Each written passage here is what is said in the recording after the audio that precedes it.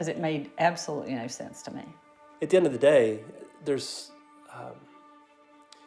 lots of responsibility for this. I mean, there is a drug dealer who has some responsibility. There is an Amanda herself who is a grown adult who made up her own mind and made her decisions. Excuse me. And then as a dad, it's my job to take care of her. And I failed. You'd be hard-pressed to find a family in the United States that hasn't been at some level impacted when you're talking about the numbers that we're talking about. A little over 75% of drug overdoses in North Carolina involve fentanyl in some way. Unfortunately, in 2021, we lost the most North Carolinians we've ever lost to drug overdoses, and that was 4,041 individuals. My name is Will Stevenson. My name is Diane Stevenson, and we're here to talk about our two sons. We had 5 boys. William was the oldest, and Parker was our middle son. I just absolutely loved every moment of being able to be called their mother. William was full of personality. He just lit up a room, and he was always fun to be around. We dealt with his situation with drugs for about 11 years. In high school, I think he started dabbling in pills, and then eventually it became heroin. We knew that if he didn't change his lifestyle, that he was going to end up in jail for the rest of his life, or ultimately he would die. Parker was larger than life. He had an amazing personality. He had a great smile. He was very athletic. And if he were here today, he would say that he was a mama's boy. Parker also struggled with addiction, but his was a little different than his brother's. He had gotten married. His wife was 5 months pregnant, and he had decided that he was ready for rehab. It was a 90-day program. He really felt like he was equipped with what he needed to conquer the world when he came out. When we got the call, most of us were in the kitchen. Diane had stepped out of the room, and she came back into the room, and she hit the floor screaming, my baby's dead. And our first thought was William. I mean, I think everybody in the room thought it was William, and it was Parker. I mean, we were all shocked beyond belief. A fentanyl and heroin overdose, and that's what killed him. It was mostly fentanyl. But mostly fentanyl. We all had hope that, wow, now William's finally gonna wake up. You know, losing a brother, it has to have him wake up from this terrible disease. Unfortunately, it did not. And he says, I'm much smarter than Parker was. I never do heroin or meth. I never do drugs alone. Which he did do drugs alone, because he was alone when he passed also.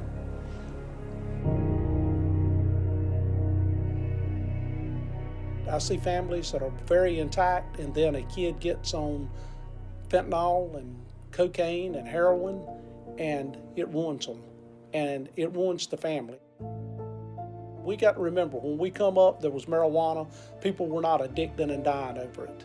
Then cocaine come out, and people were addicted to it, but they probably weren't dying over it. Then crack come out, was a whole lot more addictive, but it won't killing them instantly. Now you have heroin that is laced with fentanyl and opioids. It's killing people instantly.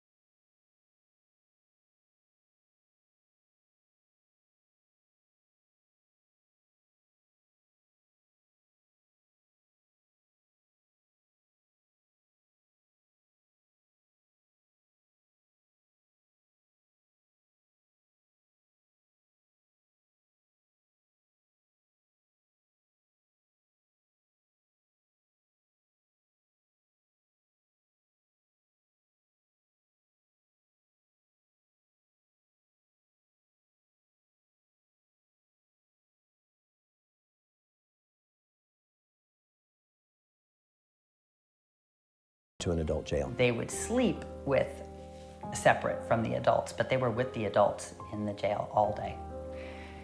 So that's actually where he met Nathan.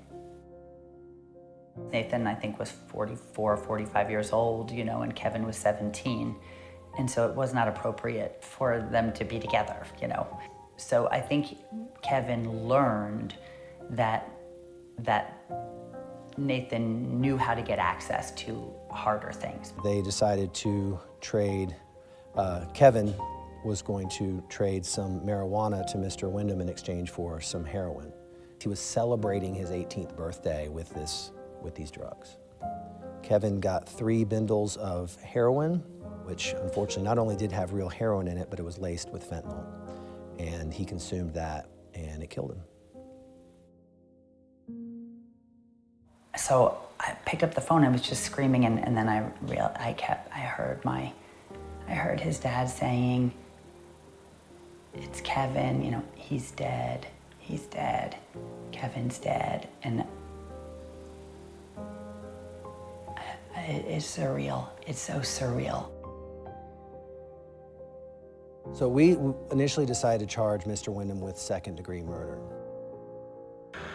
Cummings overdosed and Wyndham was charged with second-degree murder. At that time, when I first found out, I felt glad. You know, like, oh, it's the right thing, that somebody should be arrested and be held accountable. What we elected to do with the support of the family was to offer Mr. Wyndham a plea to involuntary manslaughter, still going to prison, but for less time than he would have had he been convicted of the original charge. Nathan Wyndham pleaded guilty to involuntary manslaughter. He'll serve at least 2 years in prison for the death of Kevin Cummings.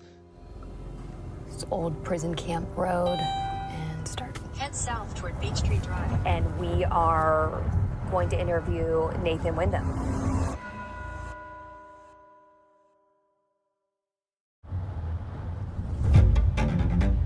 So we're going to the Anson Correctional Facility, so the prison in Anson.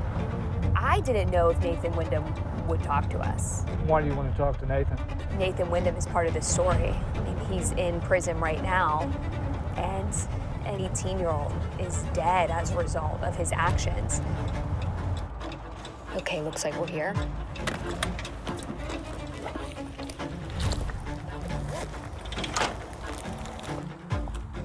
We're not allowed to bring cameras into the jail. It's just their policy. So I'm gonna go in alone. I'll use an audio recorder and record our interview. My name is Nathan Wyndham. I'm currently at Anson Correctional Institution. What has fentanyl done to your life? Fentanyl has got me where I'm at right now. I didn't know that the drugs had fentanyl in them at the time. You know, found that out a later date after I was arrested. But I hear about it everywhere. And you said you got to know Kevin briefly. Yes, ma'am. We were locked up together in the Orange County Jail. I was in for a DWI. I'm not sure what he was in for. What was he like? He was very intelligent. You could just tell by the way he talked and the things he knew, how bright he was, and real outspoken, real spunky. I think he was a good kid. He just had a problem. And then I came along. I wasn't in my right mind. I wasn't thinking right. I was under the influence of drugs. The same drug that killed him. It just goes to show people out there how fast that your life can change. I'm sorry. If I could change places with him, I would in a heartbeat.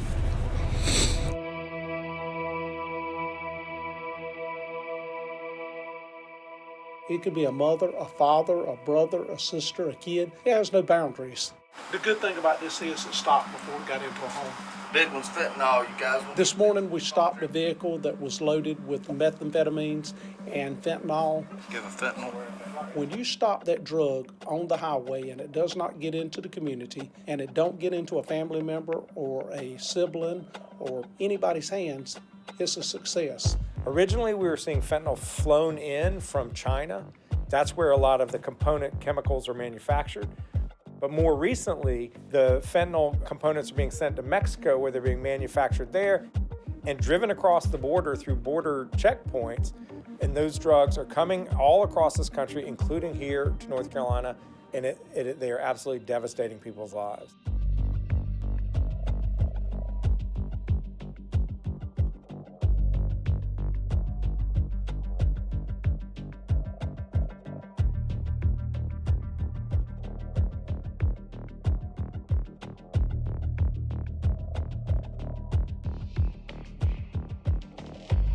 We have to approach the supply, but we also have to approach demand, and that's drug addiction. And so I've been holding the drug companies accountable that created this crisis in the first place. How did they do this? How are they to blame? There were 3 waves of this opioid epidemic. The first wave from 2000, 2010, or 12 had to do with prescription pills. And the drug companies were aggressively promoting these pills to prescribers, asserting that they were effective at treating pain and they were not addictive. And it turns out that neither of those things are true. And so millions of Americans got hooked on these pills while these companies were making billions and billions of dollars. When the pills became less available, folks started transitioning to using heroin, buying it on the street because heroin was cheaper than the prescription pills. And now this third wave has to do with fentanyl, which is even cheaper than heroin. And that's what's killing people because it's incredibly potent. We're making them pay over $50 billion. North Carolina's share is going to be about $1.4 billion. It has to go to prevention, harm reduction, treatment, or recovery services. Harm reduction is a safe space for people to come and get clean, sterile supplies, Narcan, fentanyl test strips, basically anything a drug user needs to stay safe. Be safe. Erica Minton, I am the harm reductionist here for WOC's Recovery Revolution.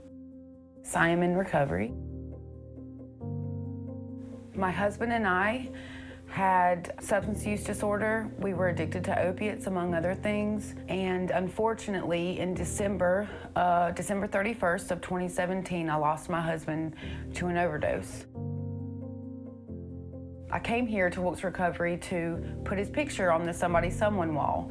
And it just so happened that those events led up to they needed a harm reductionist. Do you have some returns? Yeah. Okay, awesome. I love to see my syringes come back. Every day when I come into work and I touch his picture and I feel him. I just know he's working with me.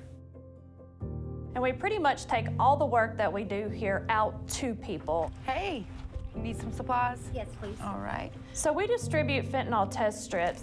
Fentanyl test strips? Yeah. All right. They can test that substance so that they can make a better choice for themselves and know what is in that supply. I used to say people overdosed. I now say people are being poisoned because people don't even know what they're getting. As far as Narcan, do you want the intramuscular or the nasal? Both? People commonly call it Narcan, and that's the opiate reversal medication. The easiest is the nasal spray. Literally anyone can use it. We aren't enabling drug use by distributing Narcan. We're saving lives so that hopefully people can get well. Need some supplies? Yes. All right. Harm reduction is hope. Like short or long? In the depths of addiction, it's important to have hope. Hope gives them a chance to look towards tomorrow. There you are. All right, thank you. Be safe. I can count on one hand the number of times I've cried in court, and this was one of them.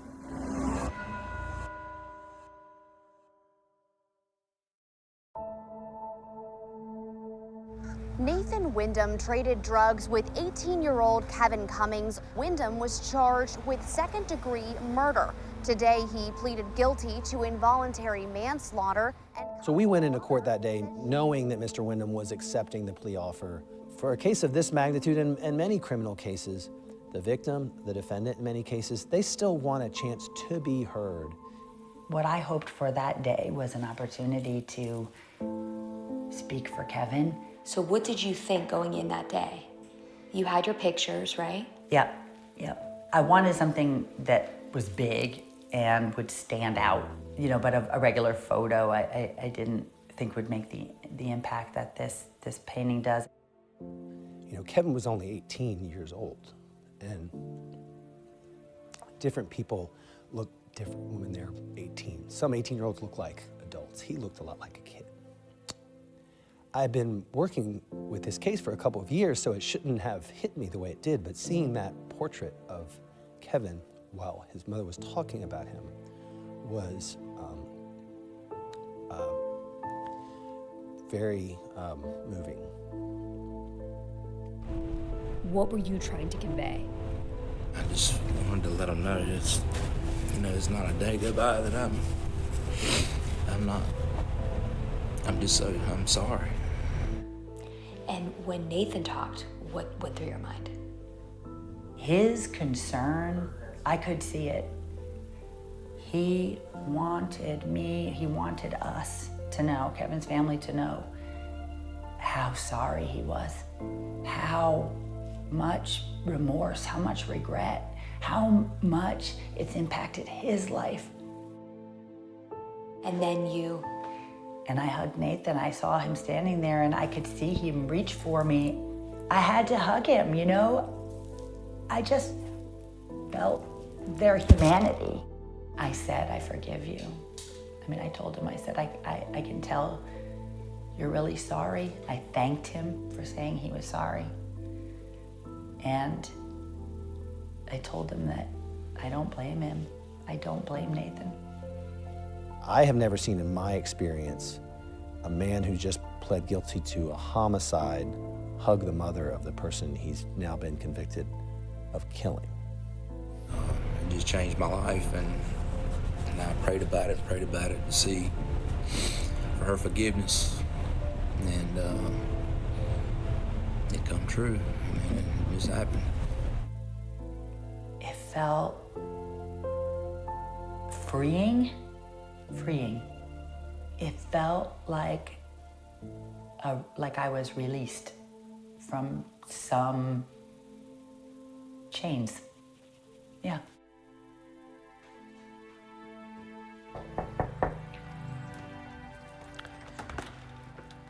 Hey, come on in. How are you, Laura? Good, how are you? Good to see you. My name is Laura Carden-Wyndham. You doing okay? Mm-hmm. And I know Christy through the death of her son, Kevin Cummings. The day in the courtroom was something that Nathan and I had been waiting a long time for. And just to simply say, I'm sorry, because he was truly sorry for what he had done. And a great moment for him and myself, too, was to get the forgiveness that Christy had to give and to show the love in that courtroom, because I can't imagine where she's coming from to be able to give that.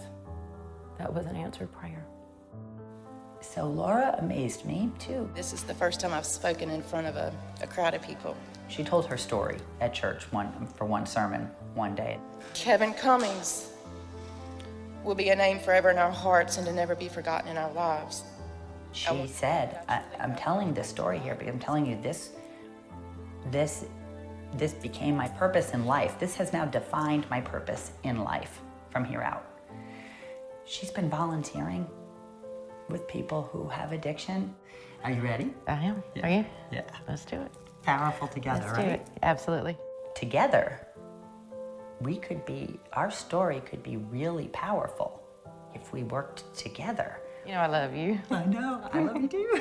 Moving forward, I would hope that we could change as many lives as possible by sharing our stories, because I know that our story is not a normal story for anybody. We definitely have a purpose, for sure. And I hope that that gives people hope.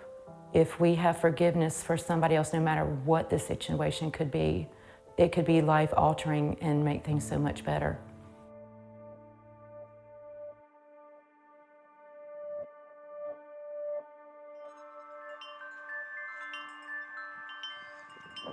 We're not going to be quiet anymore. People need to hear about the real lives of normal people that are losing children every day. Every day. And we know we can't save a child, because if we could have saved a child, we would have saved our two. We all tried different things and different combinations of things, and then we each wish we had done the thing the other person did, but we ended up with the same outcome. Our kids are dead. There has to be a reason for us going on, if that makes sense, our lives going on. I think if there's anybody out there who's having suspicions about someone they love, maybe they need to hear Amanda's story.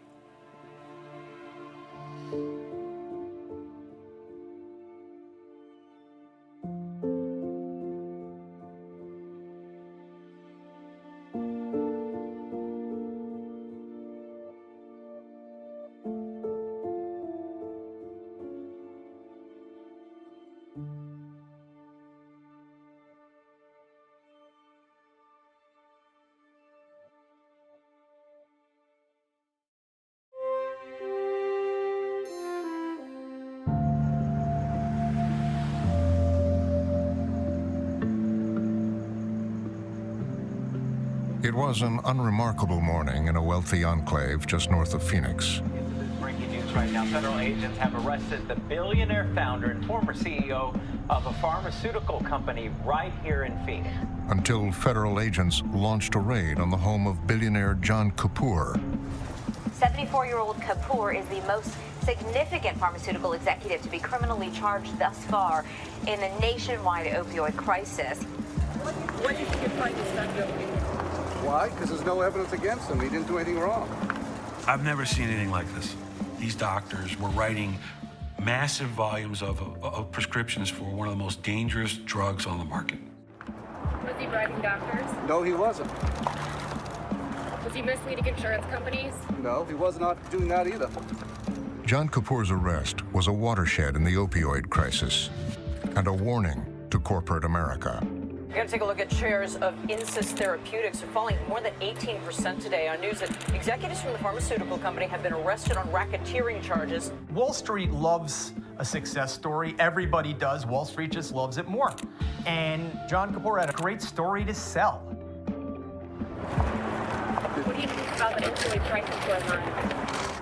It's a terrible thing, but he's got nothing to do with it. With colleagues at the Financial Times, we've been investigating opioid manufacturer Insys Therapeutics and its founder. There simply weren't enough people who were joining up the dots to ask the question of, is this legal? What's really driving these profits? And is it good for society more widely?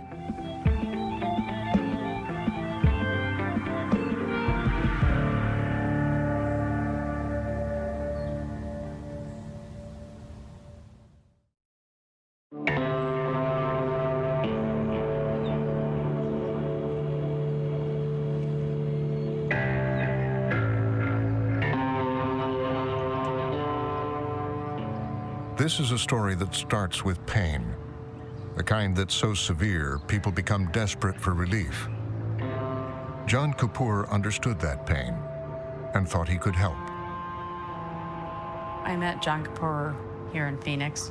He had come to Arizona from Chicago and developed Insys Corporation to try and produce a medication that would help with cancer pain and its symptoms. Dr. Lisa Jo Stearns is one of 8 people connected with Insys who agreed to speak to us about their experiences with Kapoor and his drug. Kapoor's wife had died with breast cancer. She had developed quite a deal of pain. He had tears well up in his eyes when speaking about his wife, and that his main mission now was to try and help decrease the amount of suffering for patients. I believe that he was somebody that could help us change the way that we have cancer pain treatment in America. He was, at the time, one of the drug industry's most successful entrepreneurs. I know there are all kinds of definitions for entrepreneurs.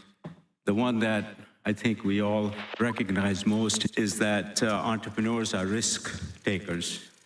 Entrepreneurs are also dreamers. You know, my dream started in India, and my dream was to come to this country. I was fortunate that I was able to get a fellowship at State University of New York at Buffalo, where I did my PhD in medicinal chemistry. Kapoor had taken his chemistry degree and gone into business. Between 1981 and 2002, he started and invested in more than a dozen pharmaceuticals. Over those 2 decades, he developed a reputation. He was ruthless in pursuit of profits. Roddy Boyd is a former hedge fund analyst turned investigative reporter who's covered Kapoor's career. He sold his first company to the Japanese for about $800 million, but his factories were known for their rampant violations. He cut corners left, right, and center to the point where they took it over and found that the actual formulation of these drugs were so problematic that they had to halt production. It wasn't an isolated incident. Violations and lawsuits littered his path. But that didn't get in the way of him becoming a billionaire. We were the first of the investors who built a category in pharma today called specialty pharma, where you pick up products and then you add some twist to it to make it better, different, and promote it through your sales force. By promoting, you can build those products. One of Kapoor's innovative and lucrative twists, he'd taken an existing heart drug, turned it into a spray, and marked up the price. With Insys, he'd try the same thing, using fentanyl, a synthetic opioid up to 100 times more powerful than morphine. It's often used by doctors to treat end-stage cancer pain, like the kind his wife had experienced. Fentanyl, it's very addictive, and it's very dangerous if used in the wrong way. But if used in the right way, it's a godsend to many patients. Kapoor called his new fentanyl spray Subsys. Dr. Stearns was a principal investigator of a Subsys clinical trial. There were other fentanyl products that people were utilizing for breakthrough pain, but they took anywhere from 15 to 45 minutes to work. But then Subsys comes along and the patients would, within 5 minutes, get a clinical response and feel better. I thought that that was amazing.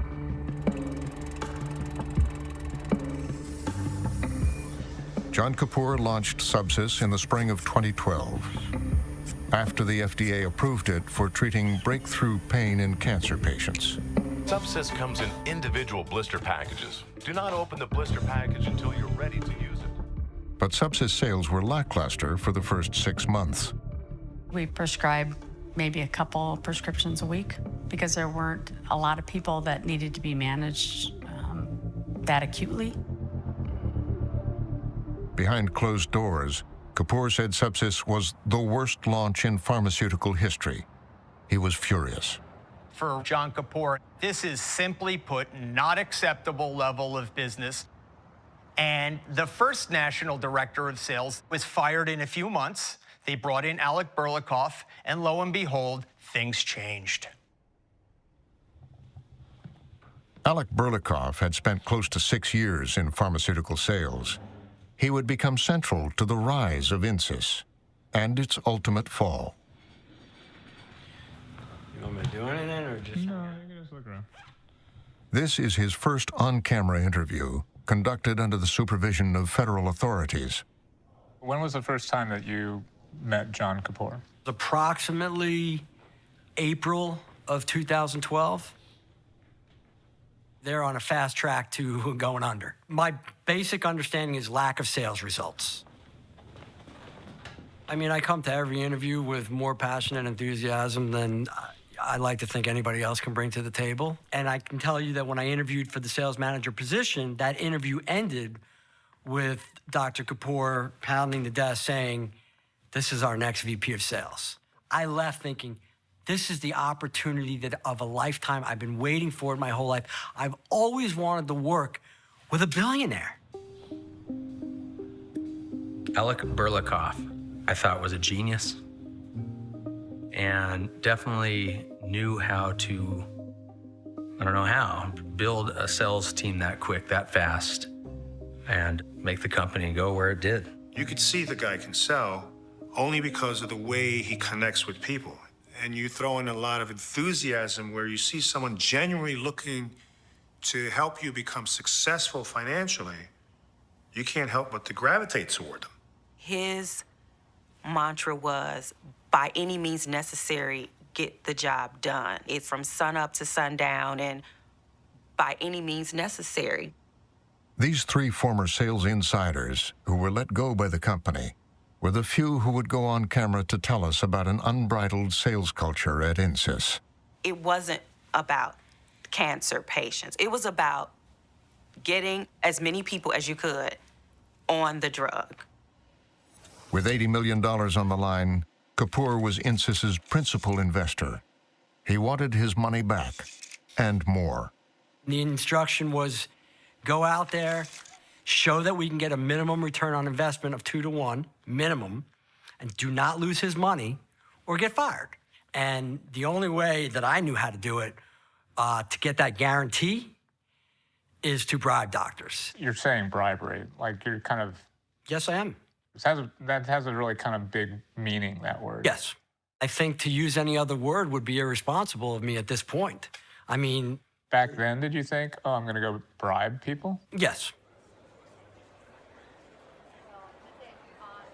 How did you know what you needed to do?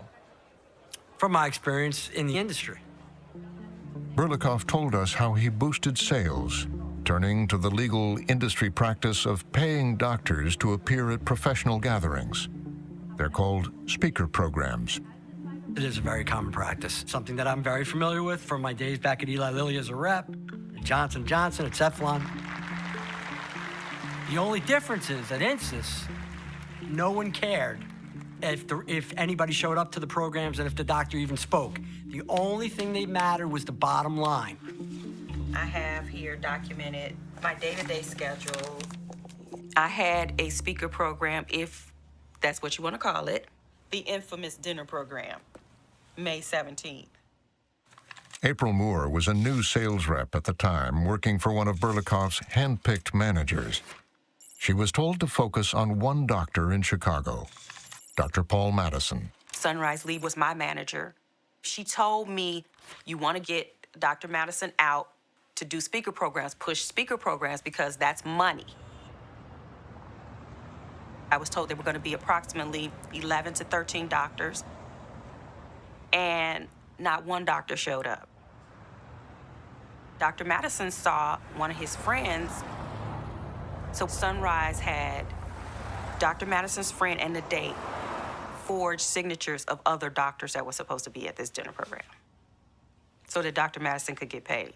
He got anywhere between $1,200 to $1,500 for that speaker program.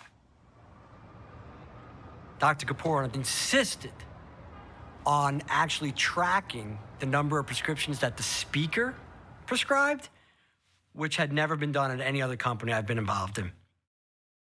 We were getting daily data, a report that would show a correlation between the number of dollars that they were paid in honorarium to speak by INSYS Therapeutics and the number of dollars that they provided to INSYS via prescriptions of substance. Again, minimum of $2 for every $1 we spent.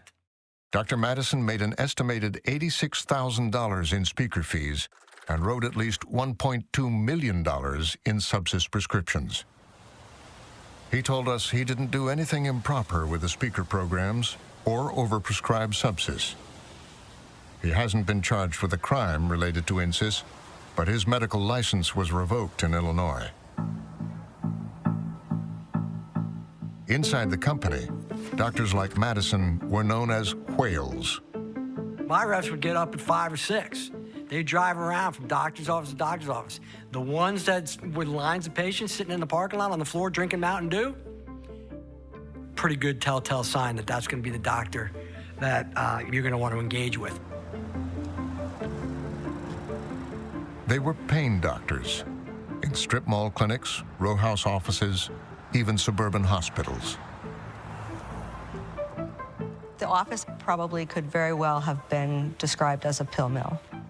The percentage of patients that had direct cancer-related pain was 0 to 1%. Heather Alfonso was an INSYS whale, the only one willing to talk on camera. The bulk of my responsibility was signing prescriptions. Altogether, with my time with Subsys, I made about $83,000, which in the whole scope of things isn't very much now, is it? The scope of things being what? Considering how much they all made. Let's just talk about the money then. You say yourself that you were motivated by it. Yes, of course I was motivated by the money. What do you mean, of course? I mean, I'll be honest, you're a healthcare provider, and there are these lines that providers are not supposed to cross. Right. So tell me about why were you crossing those lines? What line? Well, because, see, in my mind, understand this, I was prescribing a medication anyway. Prescribe one called Subsys or one called Ventura, or add some more oxycodone to the streets. I mean, one way or another, something was getting prescribed. The speaker's money, did it change your prescribing patterns? Absolutely, the speaker's money changed my prescribing patterns.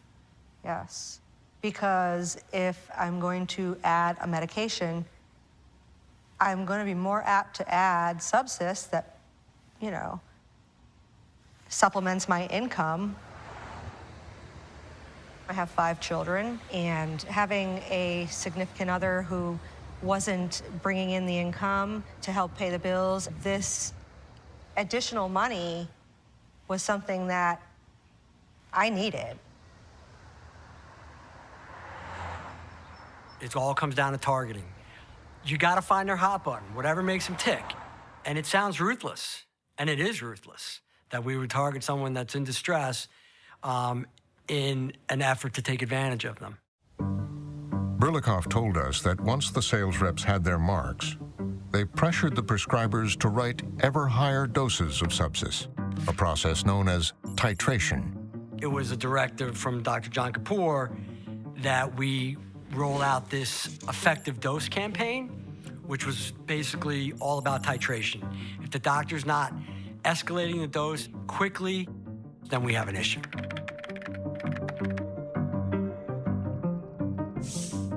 Subsys was measured in micrograms. 100 micrograms was the lowest, 1,600 the highest. A prescription worth up to $60,000 a month to the company. And the sales reps benefited as well. Okay, this is where the dirt is. This is probably the most guilty thing in the company. If you had a doctor that wrote a prescription, it was a bonus on your paycheck. Low doses aren't that much money. Higher dose, more money. If you reach the 1,600 micrograms of fentanyl, that could kill you. But people were getting there. They even held contests for the sales team. The higher the doses they got their doctors to write, the higher the cash prize. 3, 2, 1, cut. John Kapoor's business was booming. He returned to his alma mater to commemorate a new pharmacy building named after him and his late wife. I must tell you, I'm really, really humbled with all the kind words that have been said about me. They're only half right. Yeah. Wall Street was paying attention.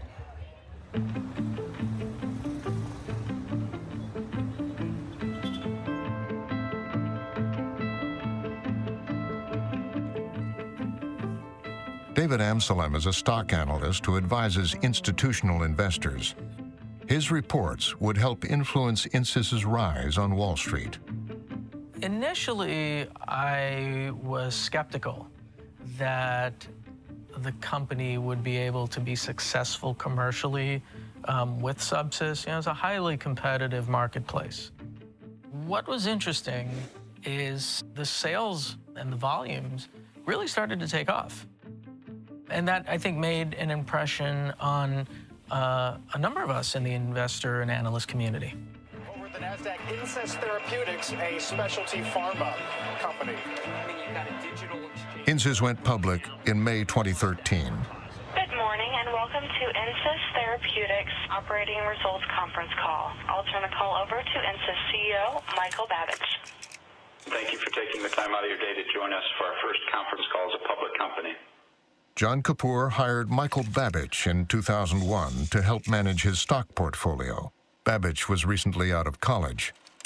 Kapoor grew to trust him over the next decade and chose him to be CEO and the public face of INSYS.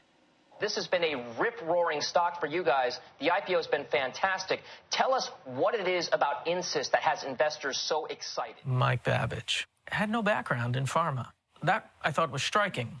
Here he is, the CEO of the company. As I got to know him, though, he seemed to say all the right things.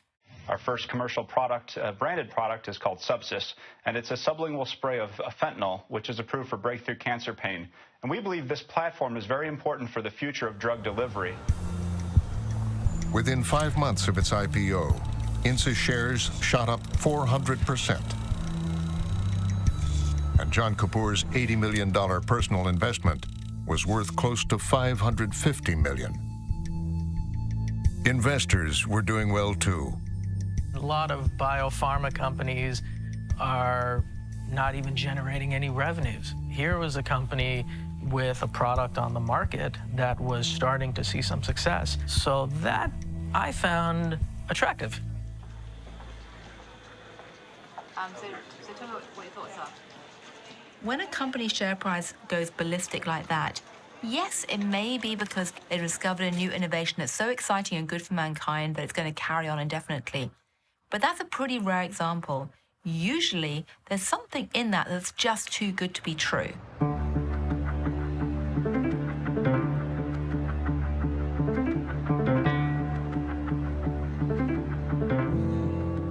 It was just months after Subsys was launched that the first whistleblowers began to emerge.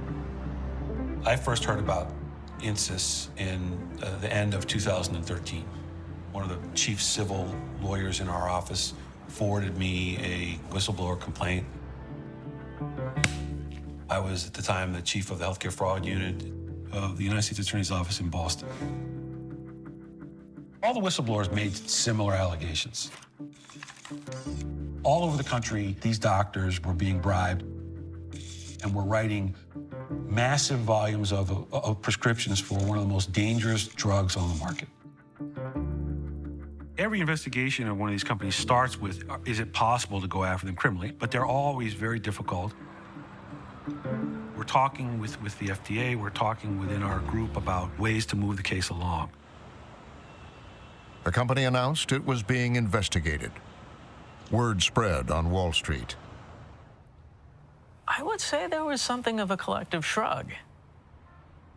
There have been a whole host of investigations of other companies that are industry leaders, and big fines that were paid. And so I think the market looked at this as another investigation, one of many. INSYS stock price rose. By early 2014, John Kapoor's investment was approaching $1 billion in value. And around 2014, I started to publish research on INSYS. And you recommended it to investors to buy? I did recommend it, yes. But a handful of high-level investors were not buying the INSYS story. There's a class of investors who go short. They take out bets on the idea that the stock price is going to fall. It's a rather, if you like, sick and perverted mentality, you might say. But without them, we would have a financial system that's a lot less effective. Because in a way, shorts often keep the rest of the system honest. Jim Carruthers was one of those short sellers. He just started his own investment firm. Someone had told us that there were only a small number of doctors that were approximately, 50% of their entire revenue. Remember, this is a drug that it specifically had a warning to be given to breakthrough cancer patients only. We discovered that the primary prescribers were pain med doctors. And then when you did any kind of background check on these pain med doctors, what you really found was, in our opinion, pill mills. By then, Subsys was turning up in federal busts of pill mills across the U.S. There are a couple things going on that are incredibly helpful.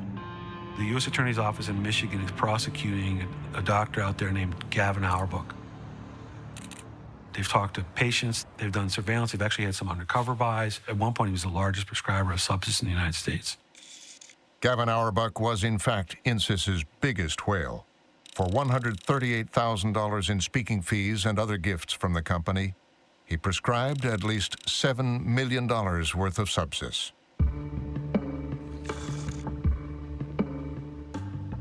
When we heard about those first headlines, naturally I asked management about them, and I wasn't the only one. Good morning and welcome to the INSYS Therapeutics first quarter financial results conference call. Mike, can you just talk about being a physician in Michigan?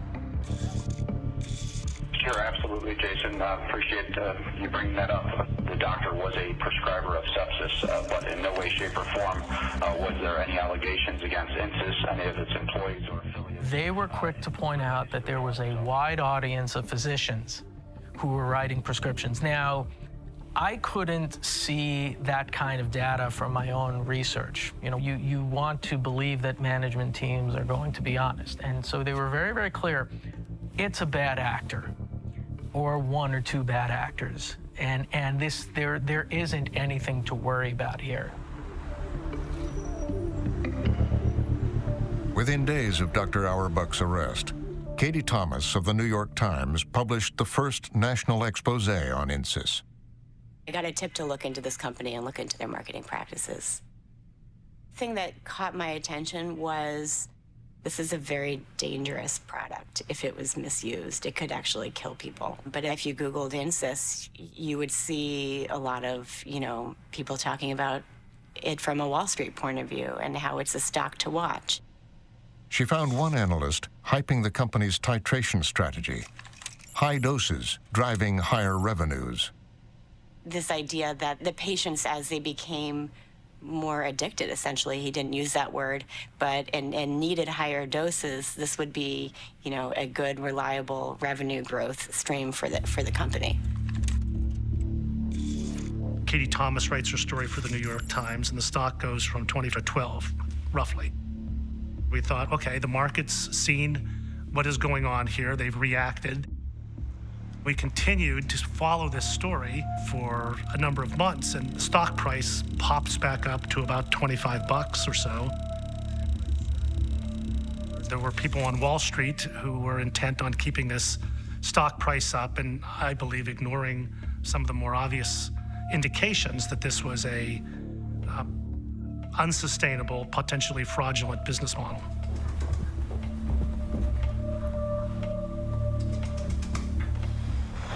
November of 2014, I get a package from a source of mine, Jim Carruthers, and he has some tips about INSYS Therapeutics. At some level, he's being somewhat self-serving, right? He wants me to do my own work, write a story about it, hopefully the stock price declines, and he makes a profit.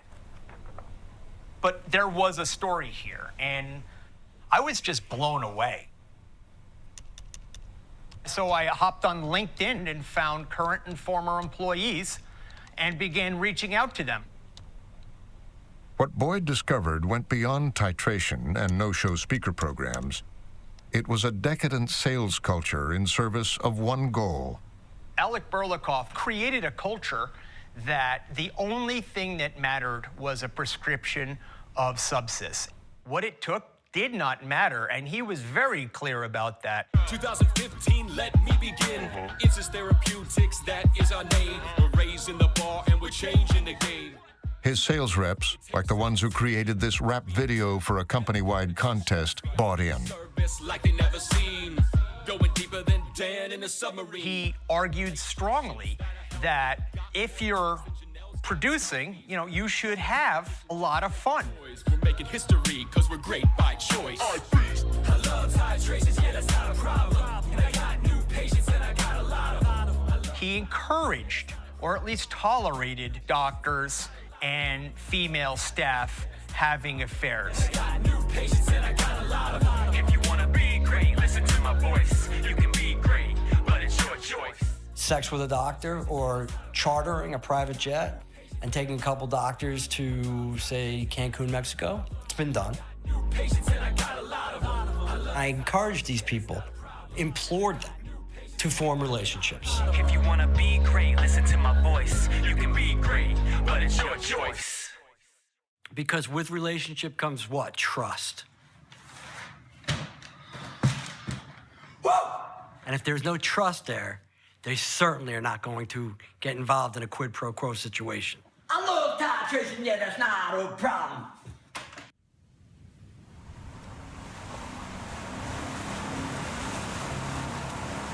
Berlikov and Kapoor picked people without pharma experience for the sales team. Like Tim Neely, a former firefighter. Before he was let go in 2015, he says he was one of Insys's top 10 sales reps. I could tell you about my own experience with Insys. And going in for the first week of training, all right?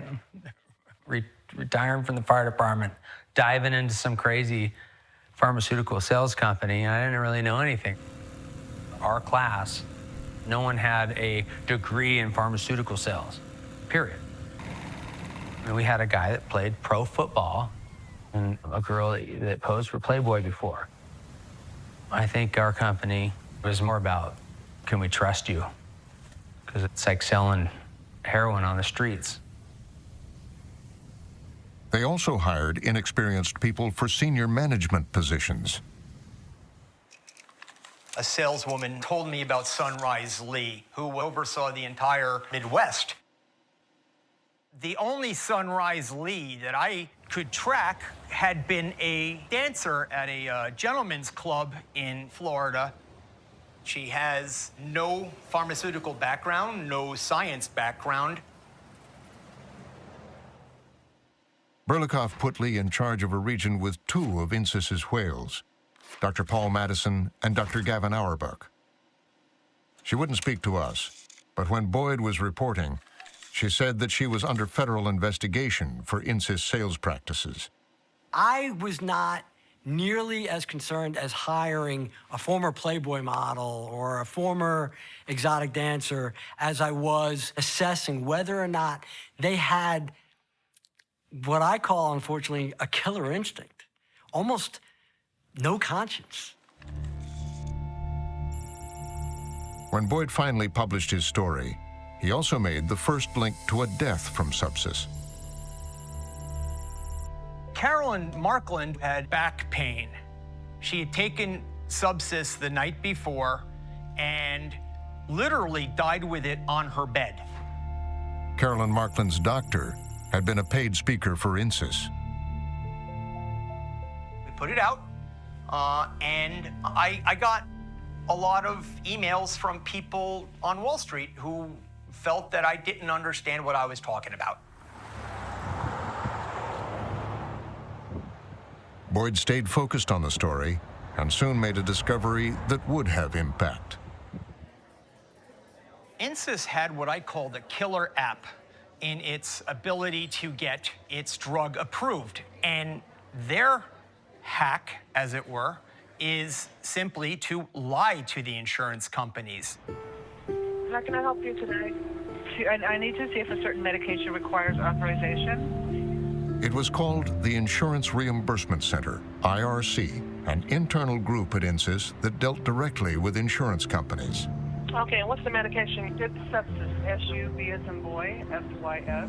Boyd's reporting on their practices caught the attention of federal investigators.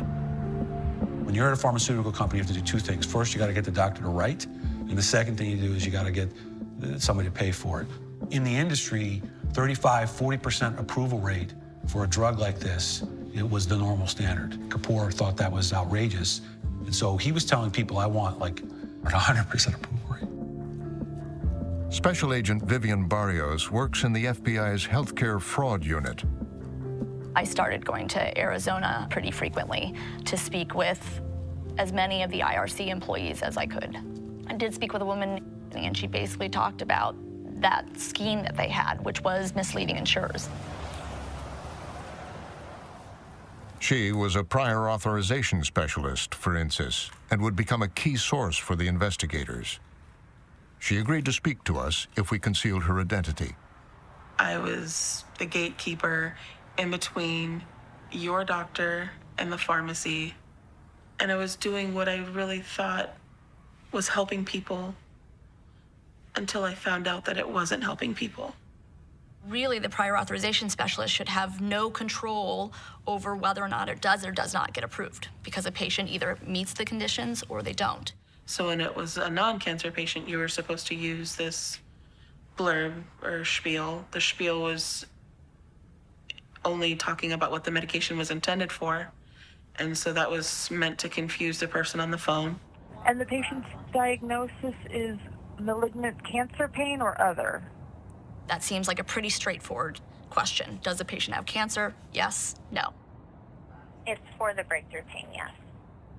So the indication is the doctor knows what it's been indicated for. He's treating the pain. I didn't exactly say the person has cancer, but I indicated it. None of what we're saying was truthful. We're just pocketing the money off of a prescription that should have never been approved anyway. That's insurance fraud. Starting in 2012, you can see at the very beginning that the net revenue starts out low. And then as you go into 2013, when the IRC starts, net revenue goes way up. Why? Because they're turning around and getting insurance prescriptions faster, and they're getting more. And so they're getting a larger net revenue.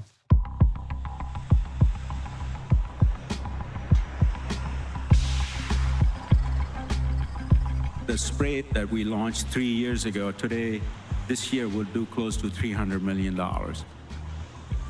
And our market share is approaching 50% of the market.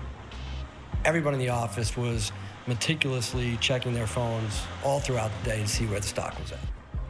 And I had maybe 8 million on paper. That was based on the stock price as it was at its peak. So you should have a dream. You should believe in yourself. And one important thing is stay humble. But there were increasing consequences.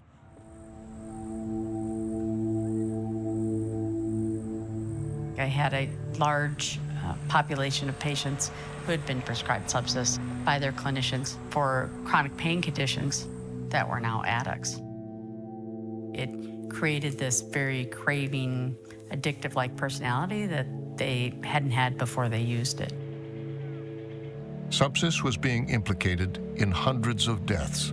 First on 13 Action News Live at 3. A Henderson judge found dead in her home. Powerful painkiller was in her system at the time of her death. Diana Hampton was a municipal judge in Henderson, Nevada, outside Las Vegas. Diana became addicted to fentanyl. And she'd been having problems with back pain. Diana definitely fell into addiction as a result of pain management. This is the paraphernalia that I got from her house.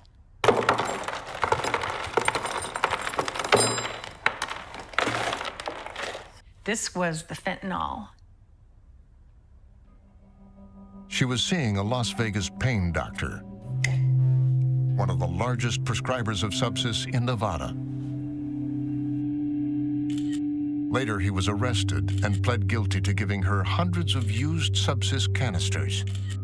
Diana was extracting the leftovers out of the Subsys bottles and shooting them into her arm. I realized that in Diana's position, death was probably a better alternative than the exposure. She would lose her job, she'd lose her judgeship, she would be shamed.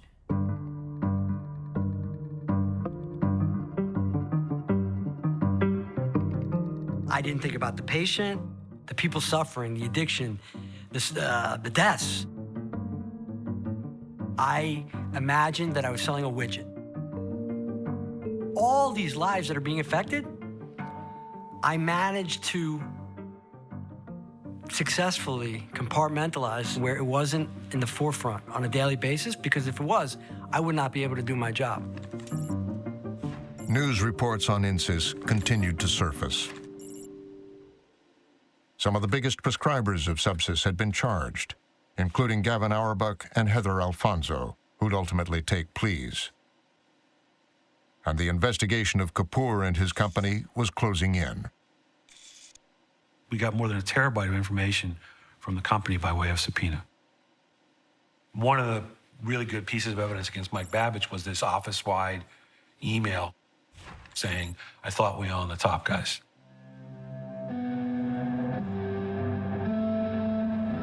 Feeling the pressure, Kapoor made a strategic move. One night after work, he took the man who had been beside him for 14 years to get a drink. There, Babbage would later recall, Kapoor told him, "Every company goes through struggles, and when things like that happen, there's always a fall guy."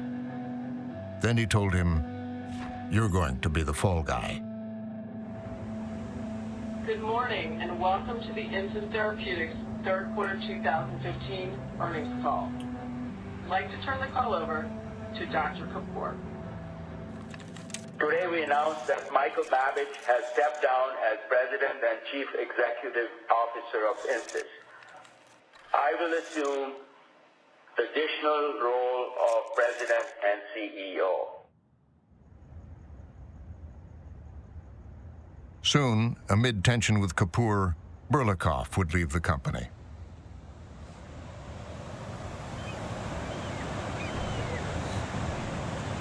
I was in California having lunch on the water, and I get a phone call. I go, "This is my lawyer," and we don't talk a lot. So I pick up the phone, and he says, "Alec, you are the subject of a federal investigation, like any day now, like within 24 hours. You need to get a criminal attorney yesterday."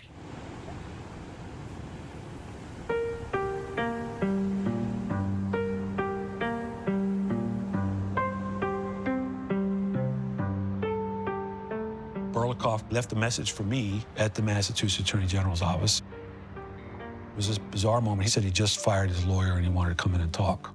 That's never happened before. I had spent my entire life talking my way out of murky situations, and I thought I could do it again. Alec Berlikov agreed to meet us one more time near his home in Florida. He told us what happened next. I purposely went in without a lawyer. I met with an assistant U.S. attorney, an FBI agent, and somebody who was typing on the computer and taking notes. Did they ask you if you bribed doctors? I don't recall specifically, but I believe so. And if they did, I would have said something along the lines of, yes, the company bribed doctors. But I wouldn't have taken complete responsibility for myself and the fact that I was directly involved in that. And you knew that you were lying to them at that? Yes, I knew that I was lying, yes. It was very clear that he had a story he was trying to sell, which was not reflected in our investigation. I let him talk. I asked him very few questions. He was a very good salesman. He is a very good salesman, and I think he was confident in his ability that he could turn us. At the end of the conversation, I told him I thought he'd been lying to us the entire time he'd been talking to us, and we sent him on his way.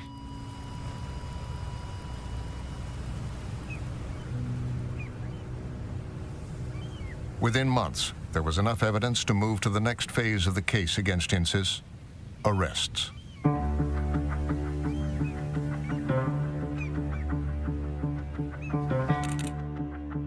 We charged Babbage and 5 other defendants. Michael Gurry ran the Insys Reimbursement Center. Joe Rowan was responsible for a third of the sales force for Insys. Richard Simon, the former national director of sales. Sunrise Lee, who was also a regional sales manager. And then Alec Berlikov. We thought about charging Kapoor at the time, but we didn't have enough evidence to go forward at that point. Kapoor made changes. Tony Paskoski was promoted to take over sales. In 2016, things began to change significantly, mostly because of the news coverage, the media coverage. The opioid epidemic was rising. The reputation of the organization was obviously hindered. A new director for market access told Dr. Kapoor, along with some of us, that some friends told me that your company is toxic and we can't touch you right now. These were high executives representing the insurance companies. I stopped recommending the stock in 2017. Subsys was not going to recover. And then came October 26, 2017. It's a terrible thing, but he's got nothing to do with it. John Kapoor has been arrested today in Arizona. The stock's down 34% even before today, and then you can see the plunge that we are seeing if you include today's action. Looking back at 2014, 2015, we did not know they were bribing doctors. You know, we try our very best to believe that management is saying and doing the right thing. That's not naivete. I think that's just a part of doing our job. It's about trust. When management is telling us something over and over again, there's a part of us that say, okay, they seem like they're saying and doing all the right things. Okay.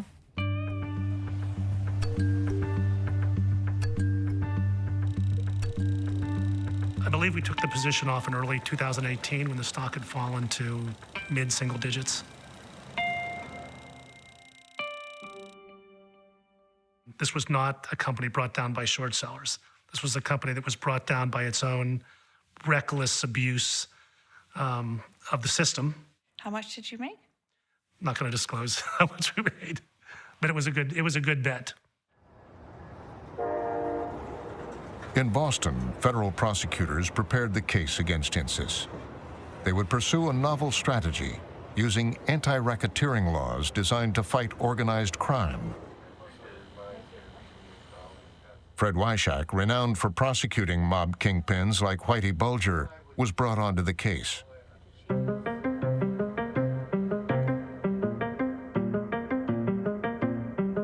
The racketeering statute, RICO, was passed in about 1970, directly aiming at organized crime, the mafia. Now we were able to indict the whole organization. For example, the Winter Hill Gang in Boston.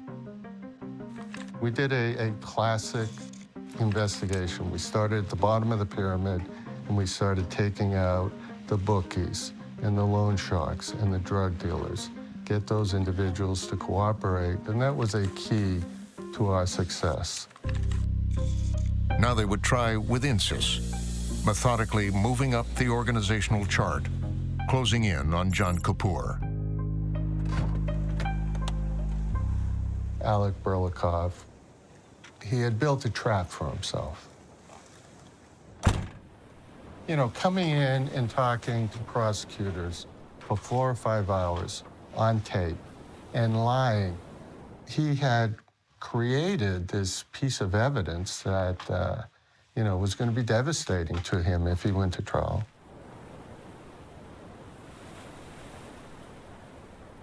I made the decision to plead guilty and cooperate fully. And I'm going to cooperate like nobody's business. Alec Berlikov had become a witness for the prosecution. And soon, Michael Babbage turned as well. 42-year-old Michael Babbage leaving federal court after pleading guilty to being part of a conspiracy to bribe medical professionals. It was important to have Babbage. I mean, to me, that's the top step before the tip of the pyramid, you know, with Alec Berlikov right below Babbage. As part of his plea, Babbage has agreed to cooperate with the government, and their case against Insys founder John Kapoor heads to trial later this month. In January 2019, John Kapoor became the first pharmaceutical CEO to be tried criminally under the federal anti-racketeering law. Over the next 10 weeks, federal prosecutors implicated 4 Insys executives of widespread corruption, with John Kapoor as the architect.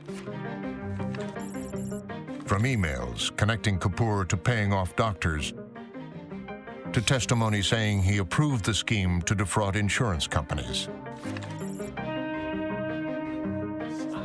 And they played the titration rap video.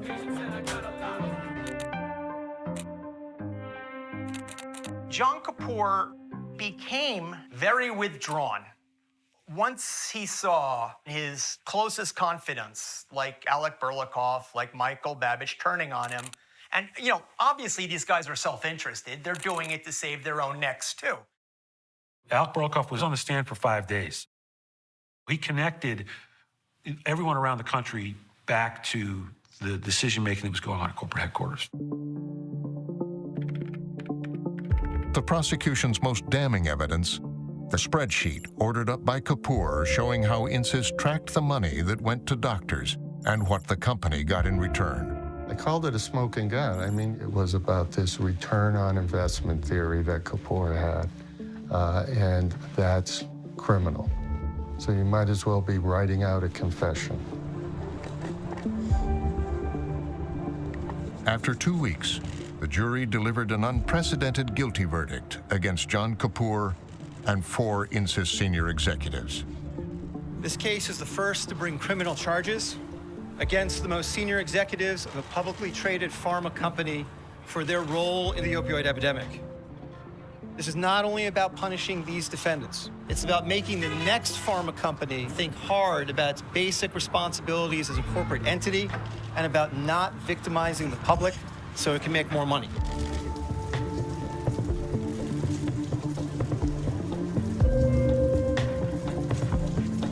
Kapoor was sentenced to 5.5 years in prison. He is appealing the decision. Pending that, his lawyer told us he would not participate in this film. Babbage and 4 other executives all received shorter sentences.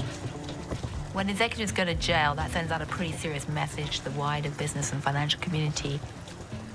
And certainly with the Insys story, that message will be pretty clear-cut to the rest of the pharmaceutical world.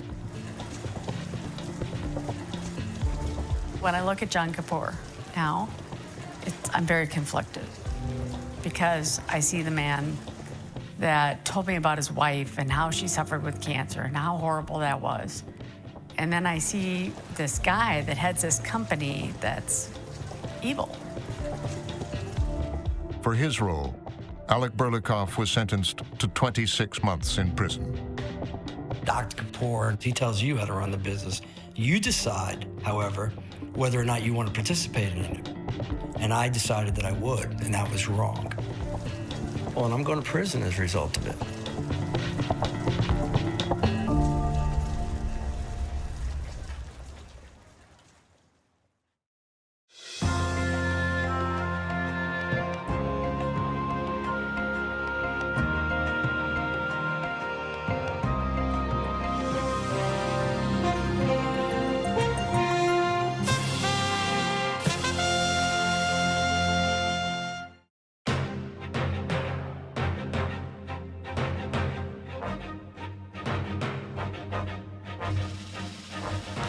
For more on this and other Frontline programs, visit our website at pbs.org/frontline.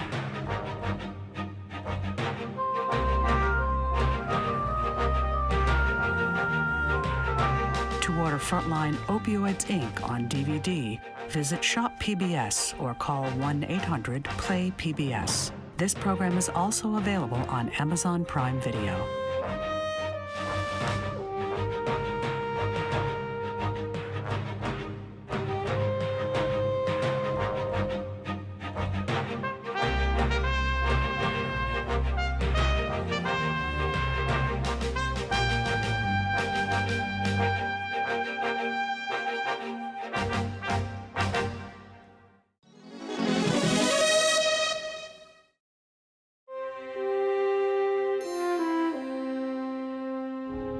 Silicon Valley Bank has collapsed and federal regulators have taken control. Trying to stem any sort of contagion effect. Impacting tech startups, leaving customers in limbo. Raising concerns about the broader economy. If we hadn't been driving our economy with easy money and then trying to really quickly undo that, we wouldn't be having these problems now. Americans can rest assured that our banking system is safe. In a special Frontline investigation, we're now facing a world of many potential outcomes. The inside story of an age of easy money. Every financial function had failed, and we had to restore that. Do you think it was a radical policy? I most certainly did think it was a radical policy. The Fed inject money into the economy. Fueled by recent government stimulus programs. When the Fed changes to the primary engine of economic growth, it's supposed to be our democratic institutions that do that, not the central bank. And an uncertain future. Pain for American families. It's not just that we're getting more calls, it's that the folks who are calling us are in greater distress. Correspondent James Jacoby investigates. How remote is the possibility that there could be much higher unemployment in the next couple of years? I mean, I wouldn't say it's remote. Now on Frontline. It really is difficult to overstate how important this story is and how much it matters. I don't know if I can safely say that we're at the bottom because of what we're looking back at, this age of easy money. Federal Reserve Chairman Jerome Powell speaking at an annual economic summit in Jackson Hole, Wyoming. In a speech. Yep, we're on. Powell and his colleagues at the Fed are under pressure to curb inflation. Powell could take a harder line, or he could simply play his cards close to the vest. Here we go. He's on the move. It's going to be a tough crowd at Jackson Hole because of the fact that he made a call simply last year that didn't age well. Now, Every year, Federal Reserve holds an economic symposium at Jackson Hole, Wyoming in August. It's sort of like the Oscars of the Fed world. And, you know, media comes from all around the world. And the Fed chairman gives a keynote speech that gets all the attention. All eyes on Jackson Hole this morning. He's giving a speech as central banker to the world. So Jackson Hole plays a very important role in the central bank community because you're basically bringing the central bankers of the world and economists to a place to discuss critical issues. So people look to Jackson Hole to see, is there a reset in monetary policy? The economy has slowed. We're likely in recession and perhaps going deeper into it. Are they going to keep taking us down this road? Are they going to keep slamming the brakes on rates, raising 75 basis points until we've got job cuts across the corporate sector? Central bankers were saviors post-global financial crisis. This time, it was different. The mood was more, for the first time, we're failing. Is Powell ready to risk recession? This is the question. Chair Powell, the floor is yours. Please come to the podium. Jackson Hole in 2022 was quite important. Thank you, Peter, and good morning, everyone. The market were feeling in the summer that maybe the Fed would have a pivot, would stop raising rates and maybe start cutting them. The market started talking about a Fed pivot. Market, so maybe they'll just ease up a bit. The market is, I think, anticipating that they're going to blink. Reducing inflation is likely to require a sustained period of below-trend growth. And what Powell told them at Jackson Hole, he said, listen, inflation is still way too high. It's not peaking. It's not going to fall fast enough. And if you guys think that we're going to stop raising rates or even cutting them, you're a bit delusional. The U.S. economy is clearly slowing from the historically high growth rates of 2021. I think the chair's objective in Jackson Hole was to deliver a very concise message that we know what our job is. Our job is to get inflation back down to 2%, and we're going to do what we need to do to get it back down to 2%. While higher interest rates, slower growth, and softer labor market conditions will bring down inflation, they will also bring some pain to households and businesses. These are the unfortunate costs of reducing inflation. But a failure to restore price stability would mean far greater pain. His remarks were remarkably brief for a Jackson Hole speech, and that was by design to deliver a very direct message, and I think his message was very effective. Pain. Pain. Pain. Some pain. Pain ahead. Pain for American families. What he calls some pain means putting people out of work. Jay Powell is not messing around. And that is when the market kind of reacts and says, oh my God, things are going to change. Restoring price stability will likely require maintaining a restrictive policy stance for some time. If the Fed puts us into a higher interest rate world, it will change everything. The financial system globally has been built around extremely low, ultra low interest rates for 10 years. All of these things that got built up over the last decade are going to have to be dismantled or changed. We will keep at it until we're confident the job is done. Thank you. We lived in a bubble, in a dream, and this dream and a bubble is bursting.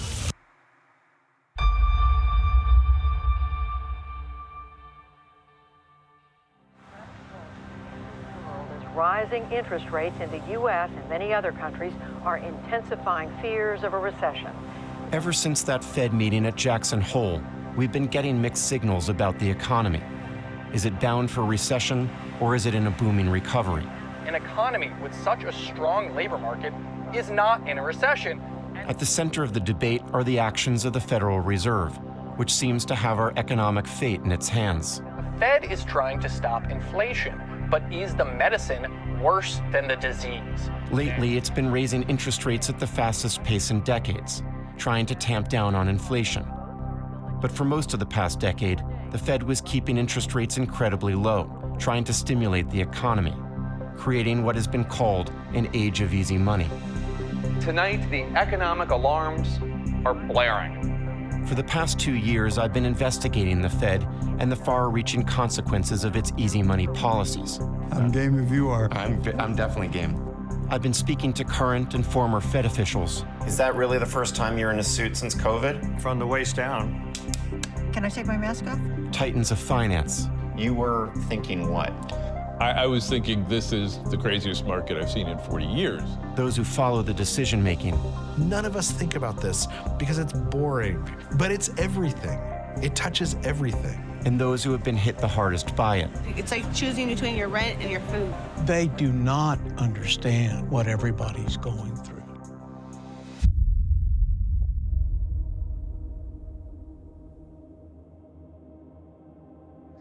The Fed's easy money experiment traces back to pivotal decisions made over a decade ago, in 2008. You know what, right now, breaking news here, stocks all around the world are tanking because... When investors, speculators, and Wall Street bankers nearly brought down the global economy. Get on the train, otherwise it's going to leave the station without you. Okay, with Wall Street shaken to its very foundation today. We're in the midst of a serious financial crisis, and the federal government is responding with decisive action. The Bush administration... The president and Congress spent hundreds of billions of dollars to restart the economy, but at the center of the rescue effort was the Federal Reserve. Richard Fisher was the head of the Fed's bank in Dallas at the time. What the Federal Reserve does is provide the blood supply for the body of our capitalist economy. And what happened in 2008 is all the veins in the capillaries and the arteries collapsed. So every financial function had failed. It had collapsed, and we had to restore them. We're at the precipice of the apocalypse. We're on the edge of the abyss. We are in the most serious financial crisis in generations. And there was nothing but panic yesterday. There's been panic all week. The bottom to America's financial woes appear nowhere in sight. The banks are still not lending to one another, and as long as that's not happening, the system remains stuck and imperiled.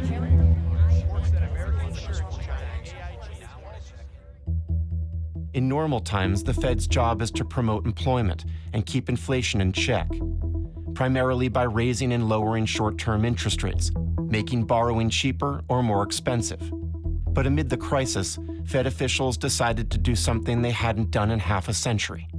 They began dropping rates, eventually to almost zero. Those massive rate cuts have not been stimulating the economy, so it's the other... With Americans still suffering and the banking system on the verge of collapse, Fed officials there at the time told me they felt compelled to go even further.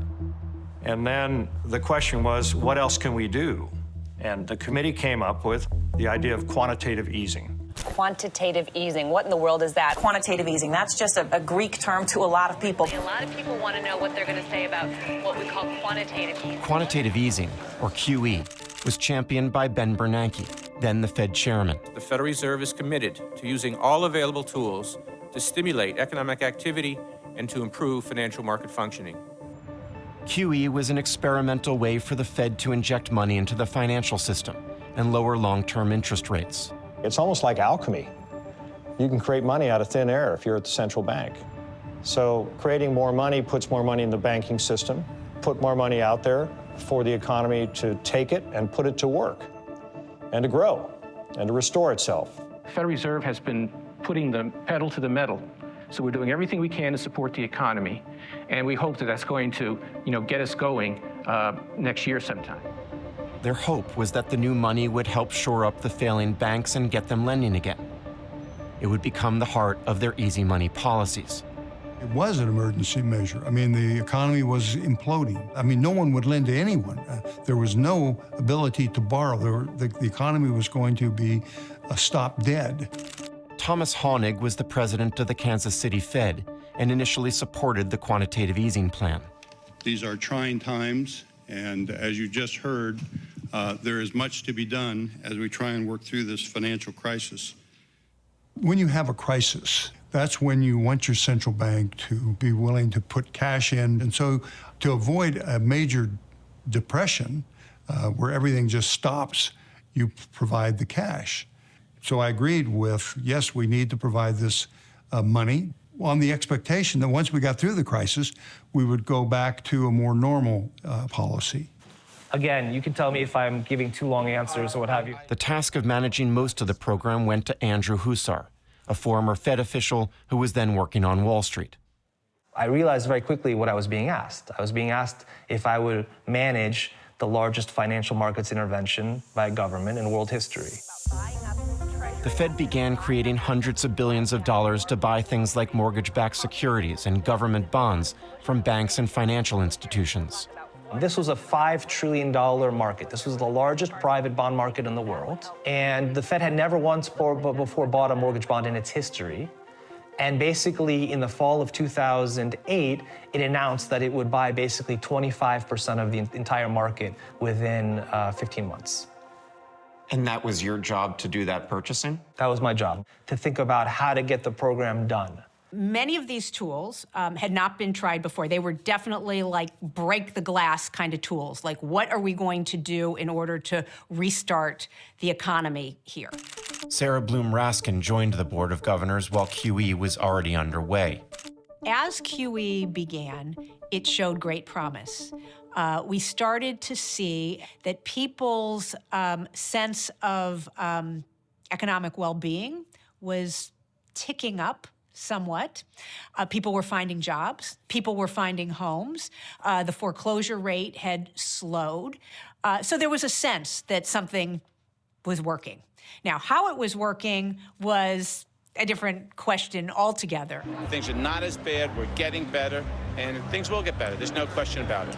You know, view it as like an experimental drug that actually is doing some good things, but nobody quite knows how or why at the moment. The financial sector had begun to stabilize, but there were early signs that not everything would go according to plan. The banking industry fat cats still aren't lending money. Well, the big banks aren't lending. Despite the money the Fed was pouring into the banks, they still weren't back to lending. The government's not doing anything to help small business, and the banks are sitting on their butts and they're still not lending money. Instead, they were taking a lot of the money and investing it themselves. The banking sector is broken. It is not lending to small business. Somebody's got to get the money there. The government is the actor in this case. No, it's not. No, wait a second. You were injecting money into the banks, more than $1 trillion worth at that point.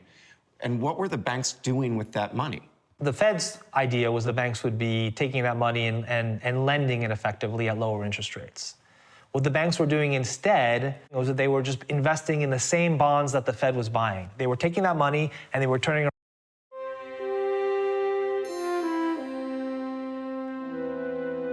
Puget Sound,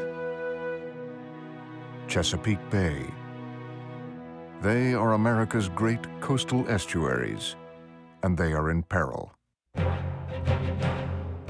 I would put Puget Sound in the intensive care unit. The situation is critical. The Chesapeake Bay is like the canary in the coal mine. It is an indicator of what we are now learning to expect in any body of water across the planet.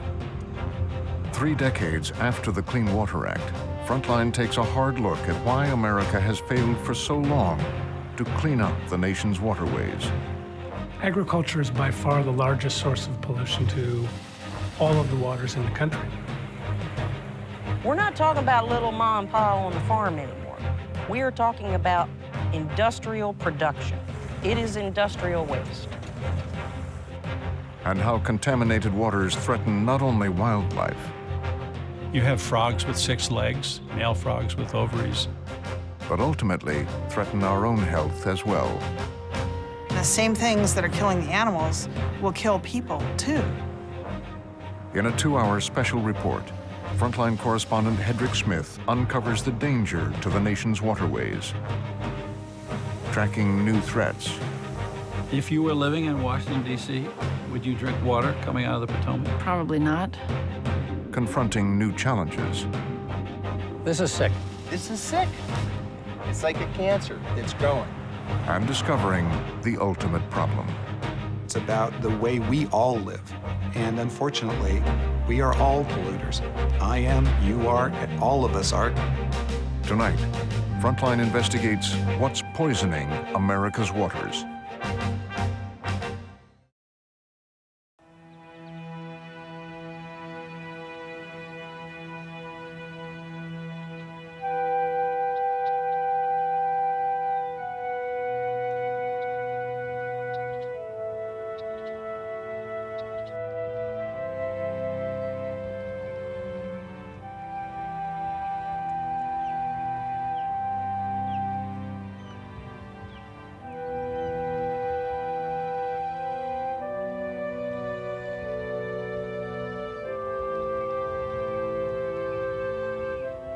Chesapeake Bay at dawn. One of those magical moments when you feel at peace and in harmony with nature. For me, the Chesapeake is a special place, an extraordinary natural treasure. Over the past 30 years, I've spent a lot of time on the bay, sailing, hiking, swimming, crabbing. I love the water. Its calm, its beauty, its majesty. And I'm fascinated by its meandering shorelines.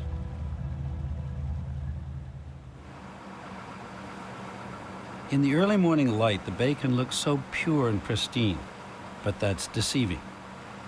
I know that like most of America's waterways, Chesapeake Bay is in trouble despite years of trying to save it, and that worries me. I wanted a first-hand look, and so I headed out on the water with Larry Sims, a waterman who's been commercially fishing the bay for 60 years. In its peak time, if you drained the bay, the crabs and the fish and oysters and everything would probably be 10 foot deep on the bottom all over the whole bay. Over the past several decades, Sims has watched the good times of bountiful harvests slip away. About like your home waters here. Yeah. Huh? Yeah. What is the Chesapeake Bay like today for a waterman? The only thing that we have in abundance that we had back then was the striped bass, the rockfish. Other than that, everything else is diminished. The oysters, we used to catch 2 million bushel a year. Now we catch 100,000 bushel. I never ever dreamed that I wouldn't be catching shad anymore. I wouldn't be catching yellow perch anymore. I wouldn't be catching tarpon anymore. I never ever dreamed that that would come to an end. Sims took me to the old fishing town of Rock Hall, where watermen were bringing in the day's crab catch. Crabs have long been the trademark of Chesapeake Bay, but the catch is now down more than 50% from 25 years ago. So how was the catch today? It dropped off a little bit today. Dropped off. So what do you come in with, 6, 7, 8 bushels? 9 altogether. 9 bushels. 10 years ago, how many would you have caught on an average day? About 30. About 30 bushels, about 3 times as many. Yeah. How do you feel about the bay and what's happened to it? I think it's a tragedy. I think a little upset that my children can't enjoy this way of life that I've chose, you know. And Rock Hall Harbor, all that used to be processing houses for striped bass, for oysters, for clams, for everything we was harvesting. So a lot of people in the fish and crab and oyster business went out of business. Yeah. You're talking about billions of dollars of economic impact with oysters, crabs, shad, striped bass. The decline in the fisheries has just been dramatic. I wouldn't have thought even 10 or 15 years ago that we would literally lose oysters as a commercial fishery. We have. It's done. Watermen are seeing the symptoms of decline. But the deeper problem, I learned, is that the very dynamics of the bay's ecosystem are being fundamentally altered by human impact. The bay is acutely vulnerable because its watershed is so large. 11,000 miles of shoreline, and it drains big rivers from 6 states. In all of North America, it's the largest estuary. We're talking 1/6 of the East Coast, from Cooperstown, New York, out into West Virginia, almost down to North Carolina. It is the receptacle of an enormous volume of water in a uniquely shallow basin. Its average depth is only 21 feet, making the bay an ecological hothouse. It's fabulously productive, but also exquisitely vulnerable to land use because it has a huge drainage basin. So you have, the classic place for trying to determine whether humans and nature can coexist. One problem for Chesapeake Bay is that humans have drastically overfished the resources, especially crabs. But scientists have also tied the dramatic decline in fisheries here to man-made pollution and a growing phenomenon called dead zones. Dead zones happen when too much fertilizer, nitrogen, phosphorus, comes in. It grows lots of excess algae. The algae die, decompose, suck up the oxygen from the deeper waters, which aquatic life needs to live. This is what a healthy, oxygen-rich bay bottom looks like, full of lush grasses where fish and crabs can grow. A dead zone is completely different, barren and empty. The bottom of the bay, when there is an algae bloom and when you have a dead zone, is as dead as the face of the moon. That there is absolutely no oxygen in these dead zones, and nothing can live that requires oxygen for survival. Crabs can't make it? Crabs can't make it, oysters can't make it.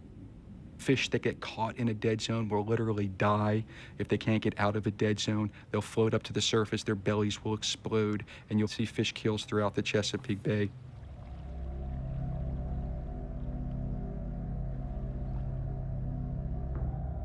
In the heat of summer, dead zones now occupy as much as 40% of the main stem of the Chesapeake Bay.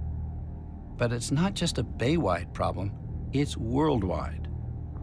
All across the planet, dead zones have been doubling in frequency and size every decade.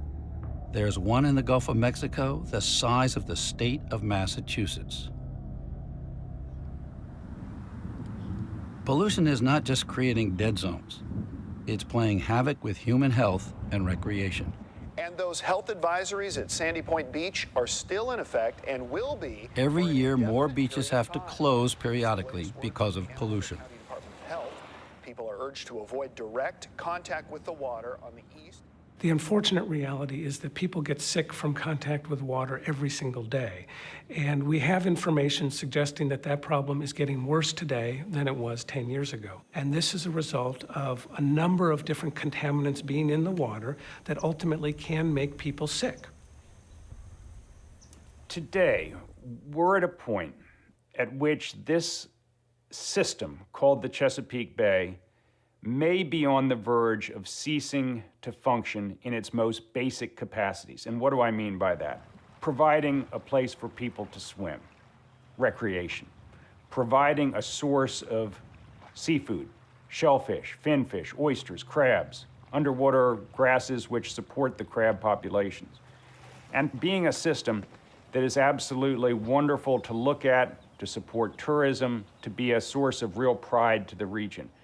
We are at the verge where all of those functions of the Chesapeake Bay that we value could be lost to the next generation unless we take dramatic and fundamental action today. What leaves the bay's defenders distraught is not only its perilous condition, but the public's evident loss of interest and the failure of federal and state governments to stick to their repeated promises over the past 25 years to clean up the bay. There has been so much investment in science and in modeling and in monitoring. We know today precisely what is necessary to save the Chesapeake. And now it's very clear it comes down to the question of political will. You know, there's a tendency to blame it on lack of political will. Well, hell, who elects the politicians and who re-elects them? Last time I looked, it was us. We ran out of excuses for delaying many, many years ago around the Chesapeake. We can afford it. We don't necessarily want to pay for it, but we can afford it. So I have to say that collectively, we don't care enough.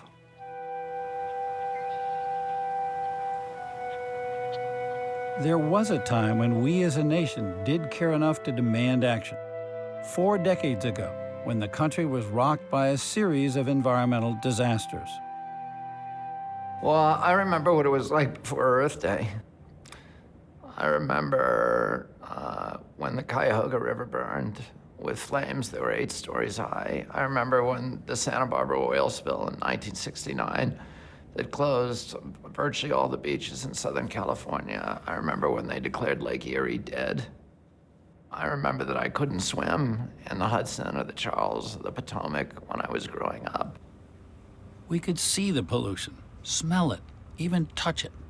The problem was in our faces, and the public demand for action exploded on Earth Day.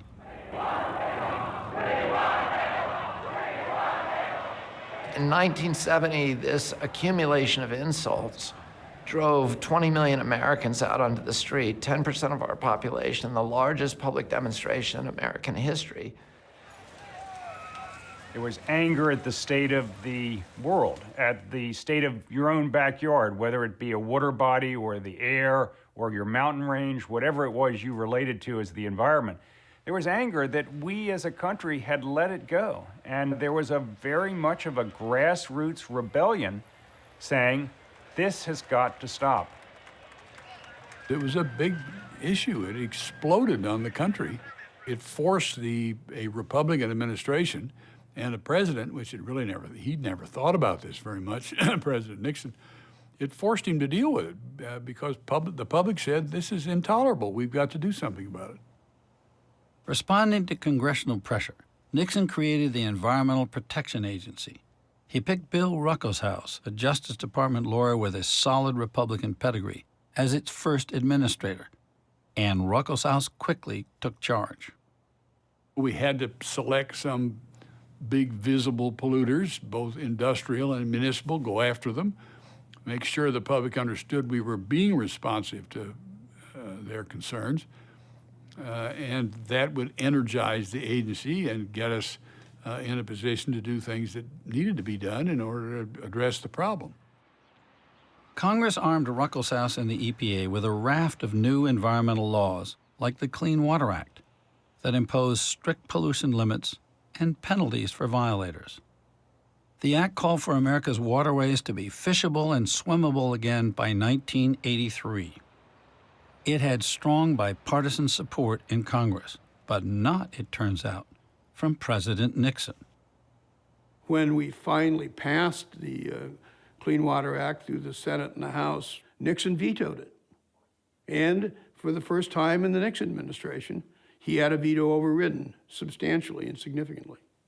And what does that say? Nixon was out of step with the country? Nixon didn't care about the problem? It was my impression, and I'm a Democrat, so I've got to be forgiven for that, but it was my impression that Nixon's interest in the environment was strictly political. He didn't know much about the environment, and frankly, he wasn't very curious about it. He never asked me the whole time I was at EPA, is the air really dirty? Is something wrong with the water? What are we worried about here? He would warn me. He says, you got to be worried about that EPA. He called it EPA. He was the only one in the country that called it EPA. Everybody else EPA. called it EPA, but he called it EPA.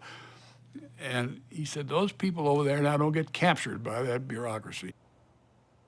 But with bipartisan backing in Congress, Ruckelshaus took strong action anyway. He banned DDT, imposed a tight deadline for reducing auto emissions, sued several cities and big steel and chemical companies for polluting the air and water. His tough approach made enemies. Most of the people running big American manufacturing facilities in those days believed this was all a fad. It was going to go away, And all they had to do was sort of hunker down until the public opinion subsided, public concern subsided, and it would go away. When you went after the big polluters, you sued them, you took them to court. What was the reaction of U.S. Steel? Well, I didn't like it. I mean, I remember going up to see Ed Cott, who was the CEO of U.S. Steel. He told me, he said, you know, we don't like you very much. And he said, we certainly don't like your agency. And I said, well, if that's your attitude, then we're probably going to get in a fight over it. So you had to enforce the law. You had to be a tough regulator. That's right. You had to reassure the public that this was a problem the government was taking seriously. We had to be tough. We had to issue standards, and we had to enforce them. One of the first big regulatory success stories came right here on the Potomac River. The Potomac River goes up to the mountains of Appalachia. It comes past our nation's capital, and then it enters the estuary of the Chesapeake Bay. And what we saw in the Potomac River in the 1960s was what was seen in many rivers around the country, where it smelled so bad you didn't want to get anywhere near it. And that odor was in large part created by poorly treated sewage. If you were out sailing in a small boat and capsized, you had to go in and get a shot or two. I mean, it was literally hazardous to your health to come in contact with the water. Restoring the Potomac meant modernizing the sewage treatment plants along the river, like this one, called Blue Plains, just south of Washington. Blue Plains handles the waste of 2 million people, and it embodies just the kind of pollution targeted by the Clean Water Act, pollution coming out of a pipe. And in the 1970s, Blue Plains was the biggest single source of pollution to the Potomac. Blue Plains was the key wastewater treatment plant that had to be modified if we were really going to make a good effort at restoring the water quality in both the river and in the bay. The Potomac had become overrun with acres of green algae caused by excess nutrients from human waste, like phosphorus and nitrogen. The regulators said, okay, phosphorus is the problem in the Potomac, therefore you people running the wastewater treatment plants will upgrade to remove phosphorus. And it happened in a very short period of time. But the river didn't improve all that much. It turned out they needed to remove nitrogen too, a costly process. But Cliff Randall found an answer, a new, more economical technology called biological nutrient removal, or BNR. The way we treat sewage is we take the sewage and we feed it to a large mass of bacteria and other microorganisms. And basically they eat the sewage. They eat the sewage? That's correct. That's Much. That's right. It took $1 billion in federal and state funds to modernize Blue Plains with several new technologies, including BNR. But the effort paid off. And more than 100 sewage treatment plants around the bay adopted BNR technology. How much of these early gains were not only the result of technology, but of a pretty tough regulatory stick from the EPA and the state governments? I mean, you know, that was a tried and true formula. I mean, with sewage treatment, where we made the biggest gains early on and continue to make the biggest gains, you have very clear laws, you have penalties, you have deadlines, you have enforcement, you have inspection. I mean, we know what works.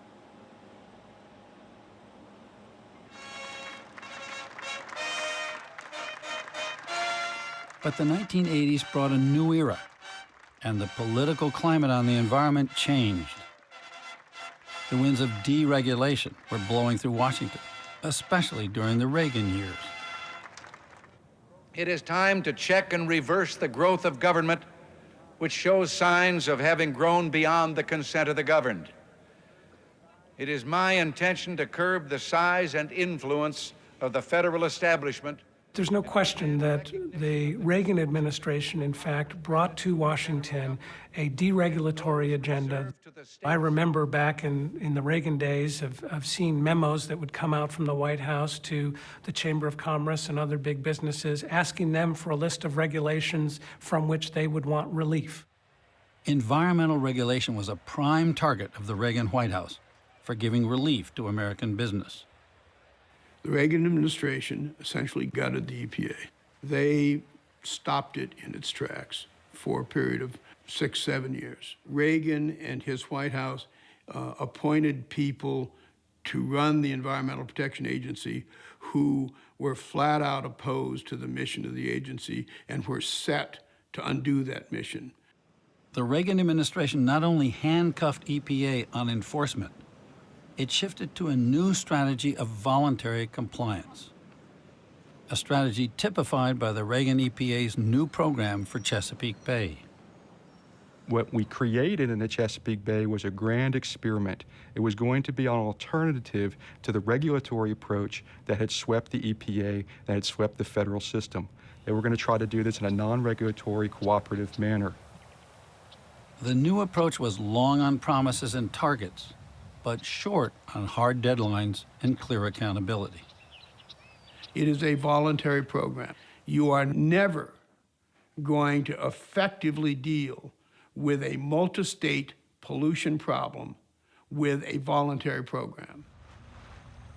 The result was the Chesapeake Bay program repeatedly missed its targets, leaving unfulfilled the Clean Water Act's promise to radically reduce water pollution.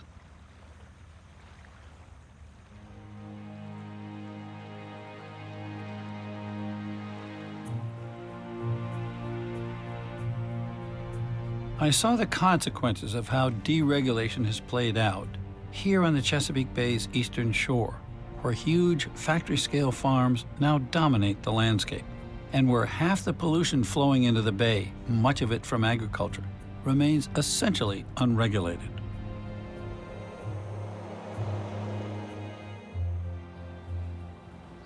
I'd come here to meet Rick Dove, a professional photographer and environmental consultant, who, under the authority of the Clean Water Act, has been gathering information for a potential citizens' lawsuit against agricultural polluters.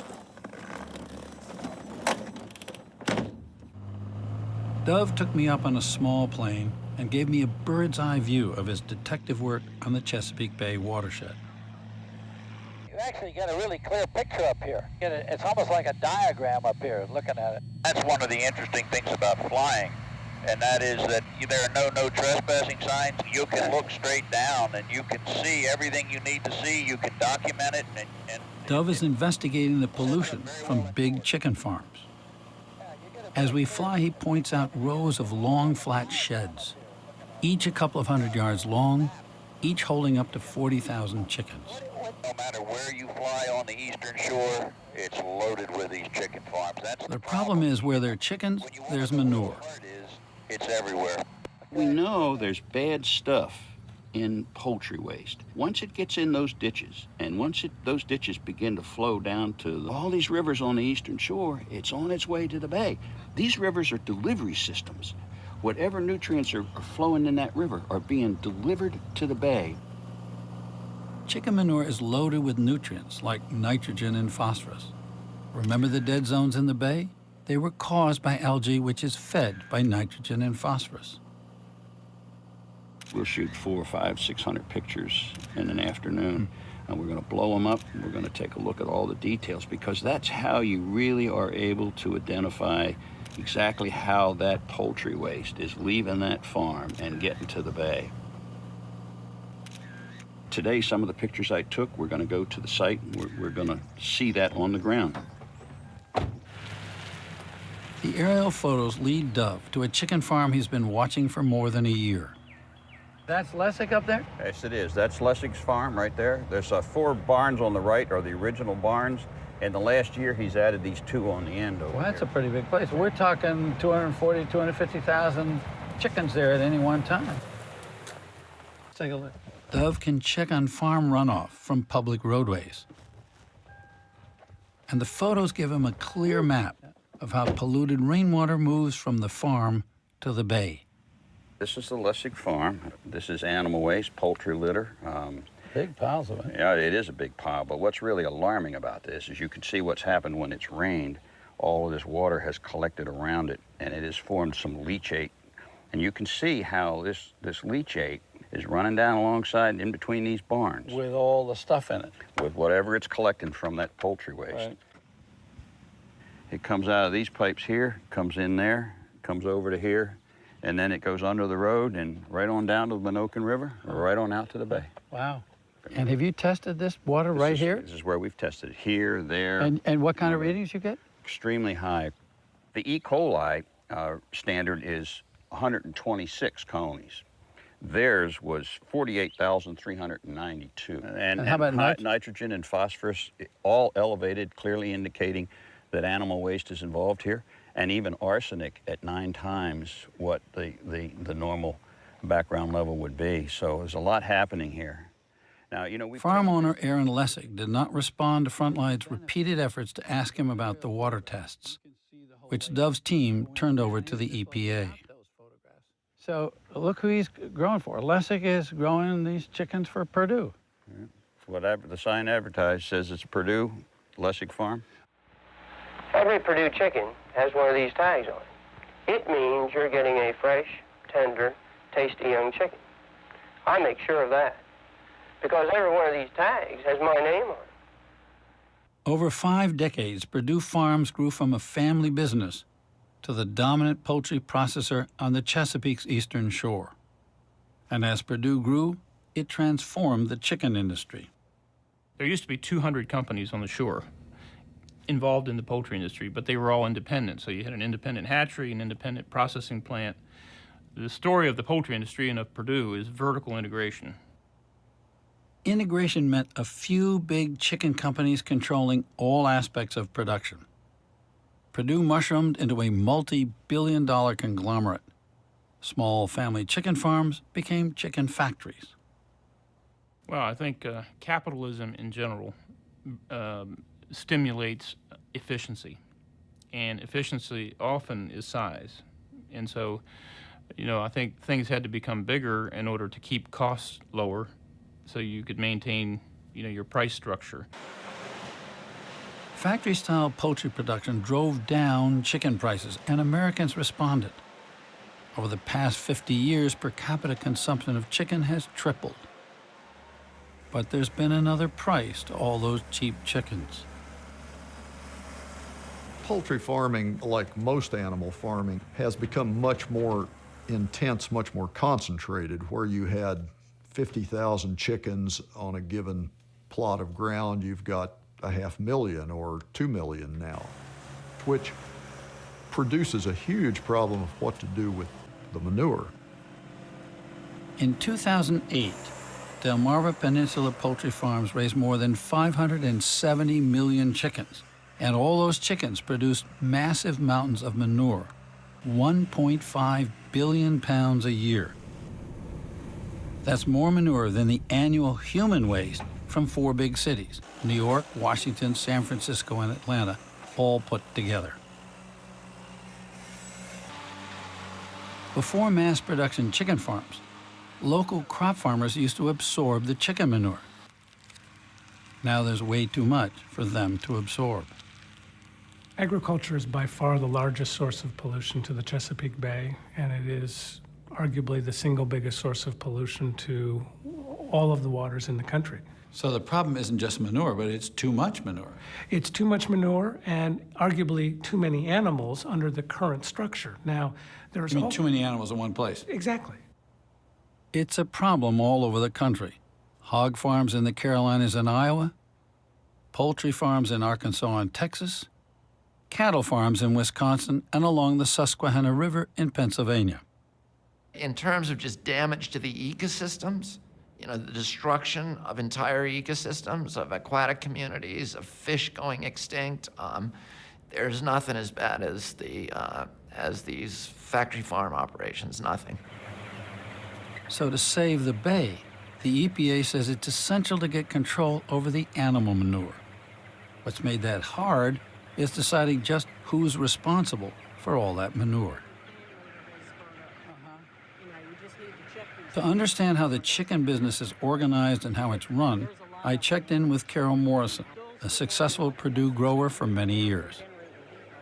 Typically, the farmer has a contract with the company, whether it be Purdue, Tyson, whoever, and you contract to raise their chickens. They own the chickens. They just drop them off on the farm for us to raise to a marketable age.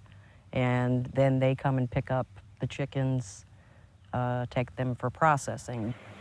When Purdue required that Morrison modernize her chicken houses at a cost of $150,000 or more, she decided to get out of the business. This is her last batch of Purdue chickens. Now, what's the relationship here? Do you bargain with one company or another as a grower? There's no bargaining in the contracts. Contracts are designed by the company, brought out to the farm, and you either sign it and get chickens or not sign it and not get chickens and ultimately lose the farm.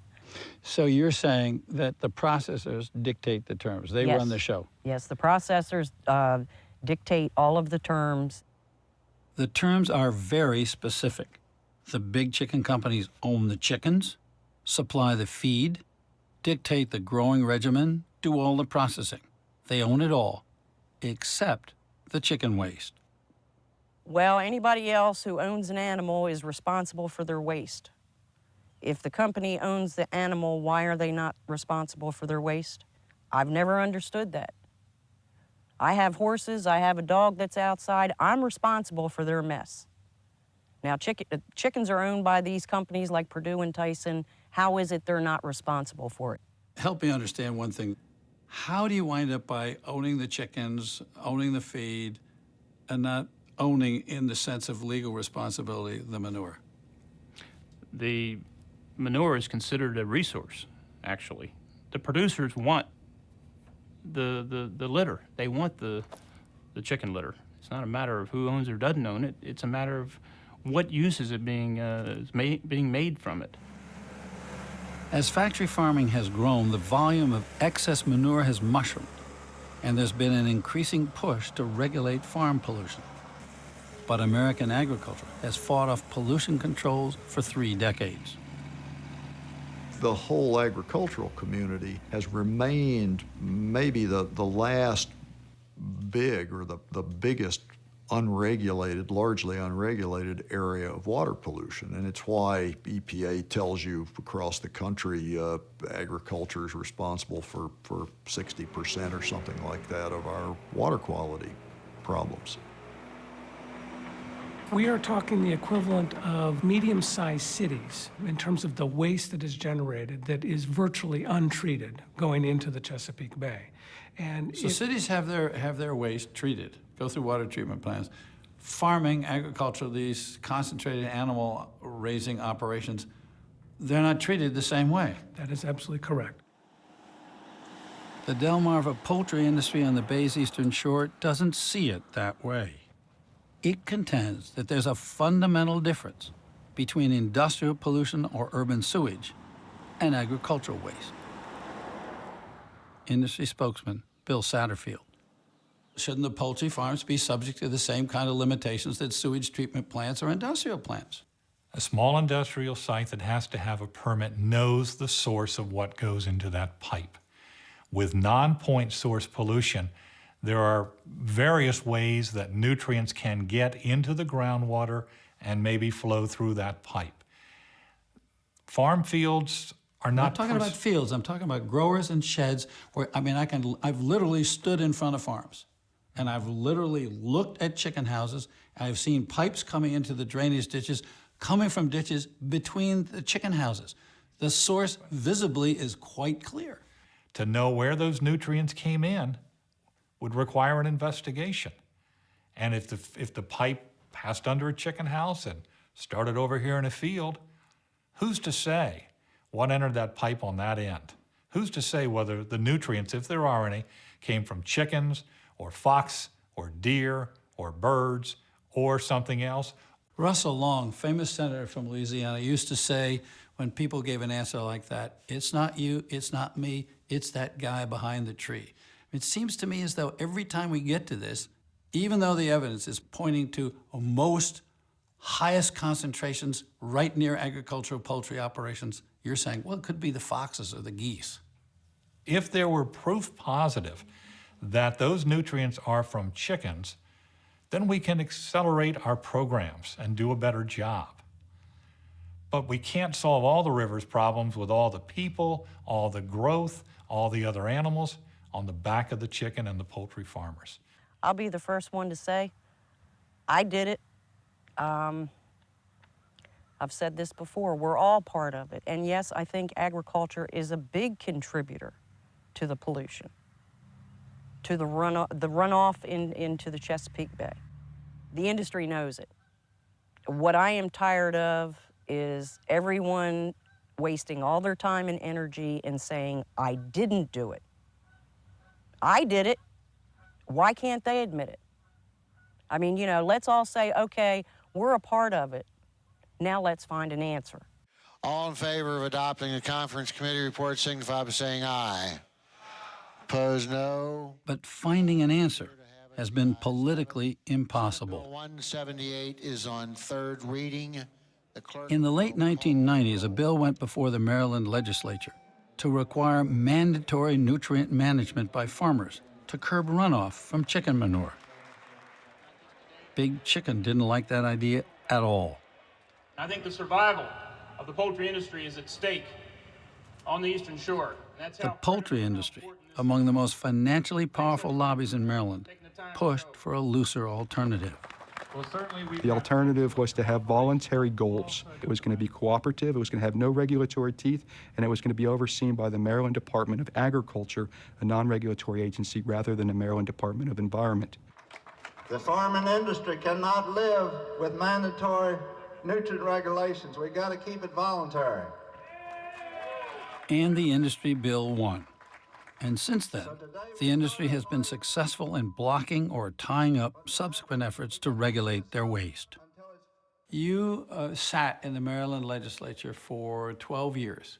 During that period, did you see the big chicken companies steadily resist regulation on manure runoff? Absolutely. Big chicken companies were a presence. Jim Perdue, the son of Frank Perdue, was a constant presence. Whether he was sitting in my chairman's office or holding a reception in the evening or whatever, the chicken lobby was well represented. They hired the top guns in the lobbying community in Annapolis, and they made every effort to prevent us from enacting tough regulations on agriculture. Some people have said to us that you'd clean up the whole situation much faster if the integrators, the poultry processors, were responsible. You got to clean it up, and you all are responsible. Well, we can only do what we can do. The farmer certainly is his own businessman out there on the farm. And I think it works better if it's a cooperative effort. So Perdue pioneered a process to recycle part of the chicken growers' excess manure to ship it across the country.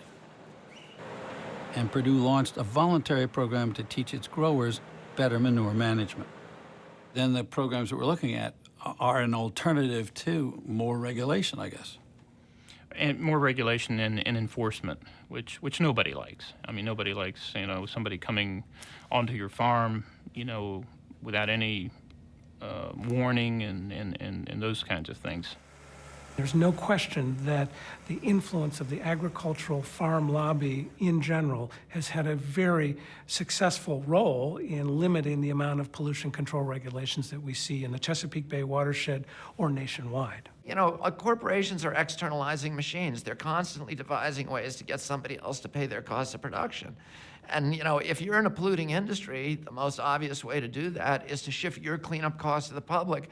Make yourself a billionaire by poisoning the rest of us. Are you saying the market's distorted? You show me a polluter, I'll show you a subsidy. Chicken farmers bristled when the Obama EPA started demanding pollution discharge permits this spring. The industry claims it's already doing enough.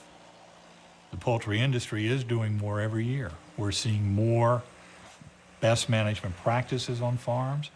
Our program to put trees on poultry farms to uptake the nutrients is a very progressive thing. There are more and more programs offered to help farmers put in manure storage buildings. And as the science says we can do more without putting our people out of business, I'm sure we will do more. But environmentalists like Rick Dove remain skeptical. Now, this industry says they're doing better, and you know, I can't say if that's true or false, but I can tell you that what I'm seeing here on the ground right now is absolutely terrible. So if it was worse before, then I can understand why the bay is in such bad trouble.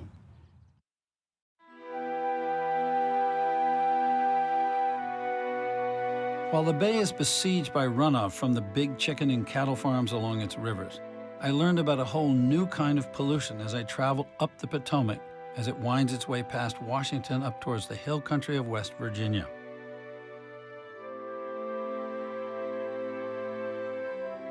Up here near the headwaters of the Potomac, I heard about the big new pollution threat, not even known when the Clean Water Act was passed. 6 years ago, marine biologists became alarmed at reports of massive fish kills on the rivers in this region. Every year, smallmouth bass were being decimated by some mysterious problem. Spring and fall, hundreds of fish would be found floating in the water, belly up. So you see this. I caught up with Vicki Blazer, a fish pathologist with the U.S. Geological Survey, who was trying to figure out why the fish were dying. What do we got here? So here we have this large discolored area in the liver. Yeah. And then you see all these little white spots. Here's another totally discolored area. And that's a signal of some bigger problem. Yes, when we see a really high prevalence in a population, that indicates there's some problem going on in that water. And when Blazer dug deeper, she found a surprise. One of the major and most interesting findings was intersex in the male bass.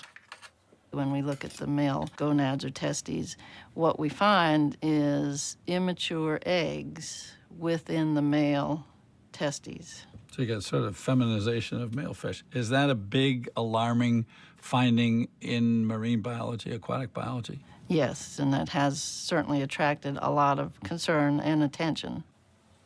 Scientific studies have linked abnormal mutations in marine creatures, like intersex, to exposure to chemical compounds that mimic or imitate natural hormones in the body.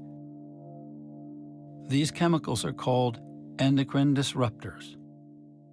Endocrine disruptors are very, very potent chemicals at infinitesimally small quantification. I mean, you're talking about parts per million or parts per billion.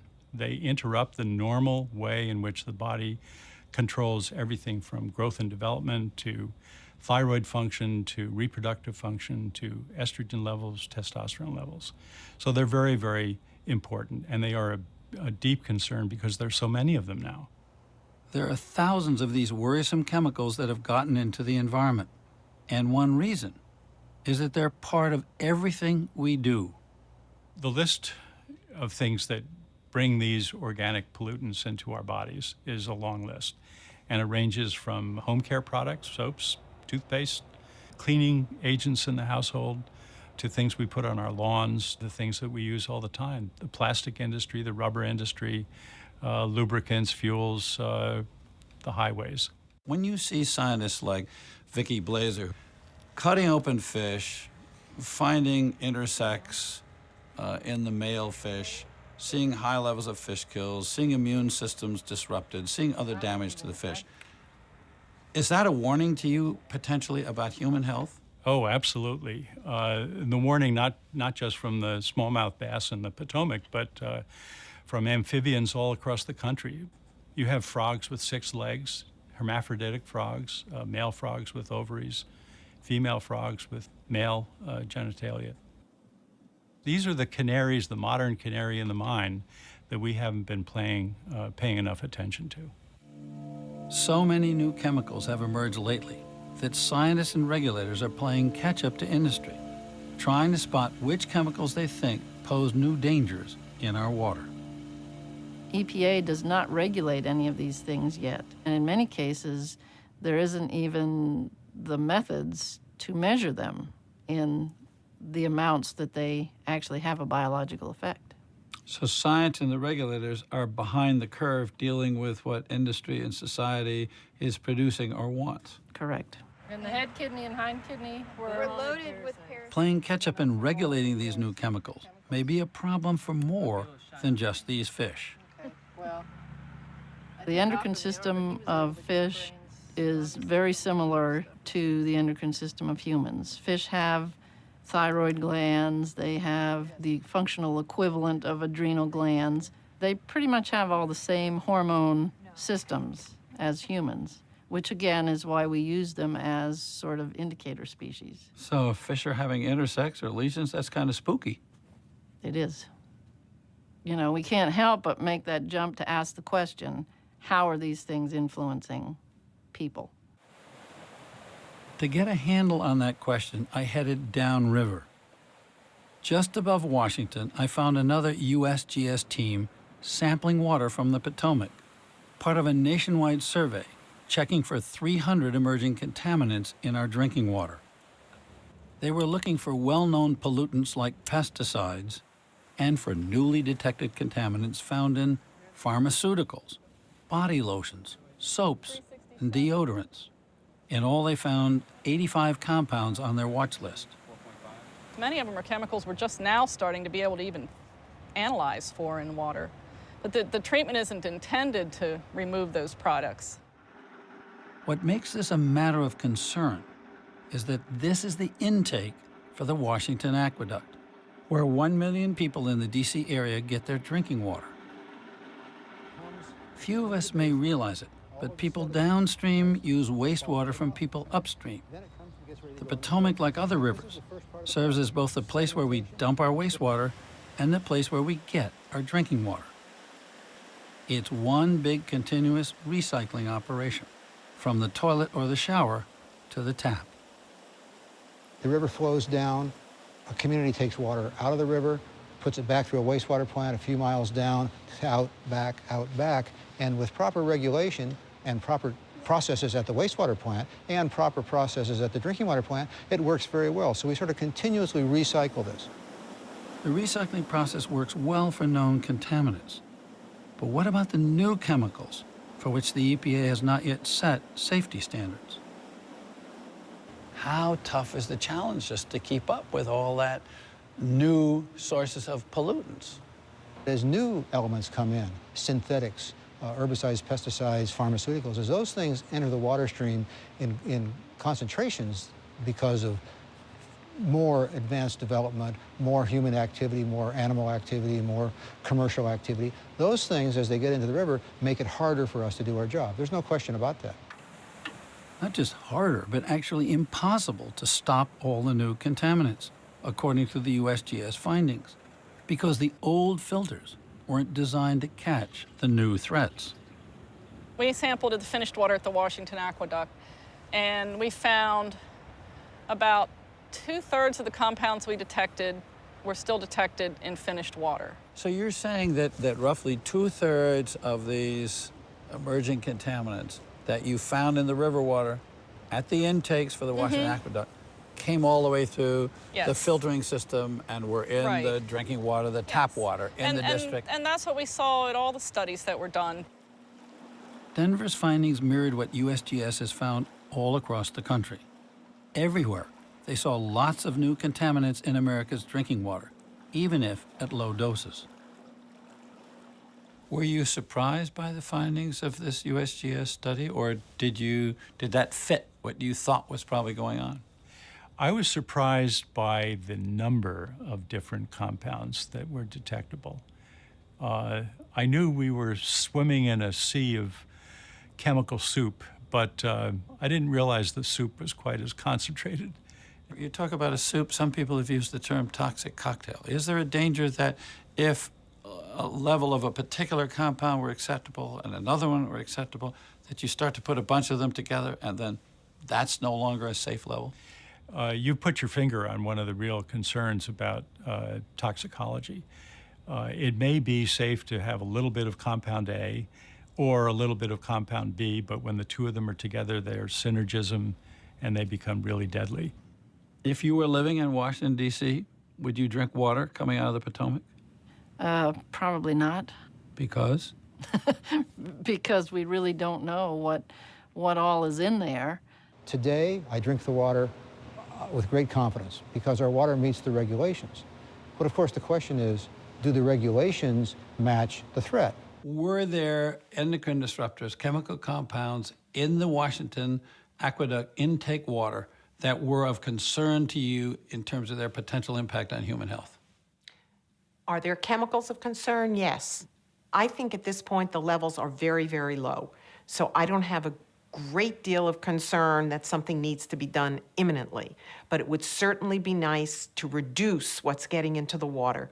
We can show that people with higher levels of some of these chemicals may have a higher incidence of a certain kind of effect than people with lower levels of these chemicals. What kind of effect? There are associations with what's called male testicular dysgenesis syndrome. That's a big term, but it means lower sperm count? Lower sperm count. Are we facing a long-term slow-motion risk that we don't recognize because it's not readily apparent?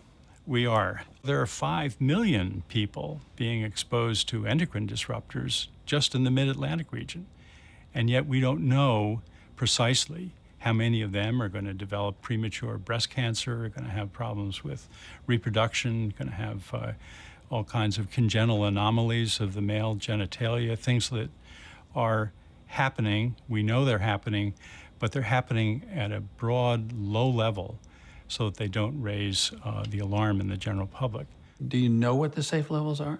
In most cases, we don't know what the safe levels are, and some of the new science is suggesting that levels that we used to think were safe may in fact not be safe. For humans?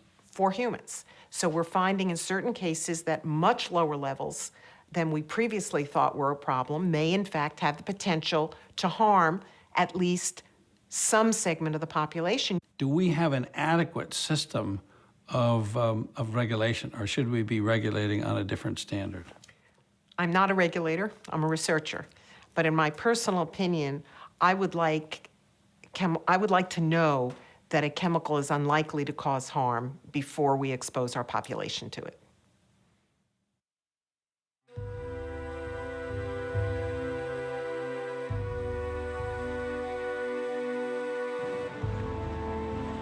It's our failure to control toxic chemicals before they cause trouble in the environment that haunts our waters all across the nation. Places like Puget Sound, which I've come to know well in recent years. The Sound, which lies off the coast of Seattle, is a place I've come to cherish as a phenomenal resource. A gorgeous natural playground, gateway to the Pacific, and historically a treasure house of fish and wildlife. But today, the Sound is in peril. I would put Puget Sound in the intensive care unit. The situation is critical. We've known for decades that Puget Sound had serious issues, but we're at a point now where the species that are almost extinct are telling us we've got some real bottom line problems here. Take these regional icons, the killer whales or orcas. They're a major tourist attraction, but increasingly, Puget Sound orcas are being closely studied by scientists as a barometer of the health of the entire Sound.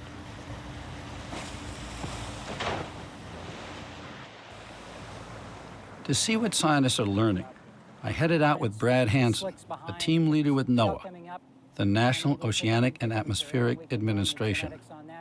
Up, over there. Yep.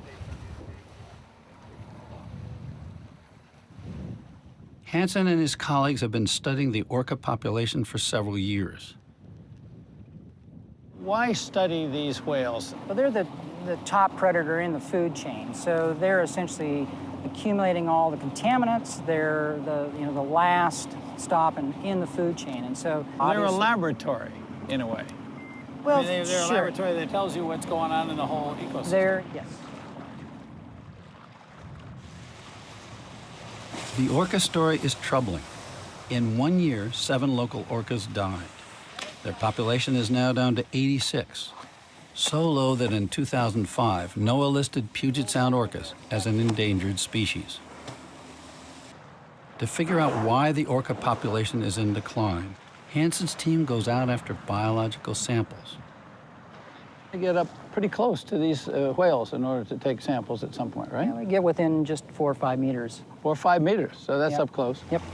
They shoot blunt-nosed darts into the orcas and extract small samples of blubber.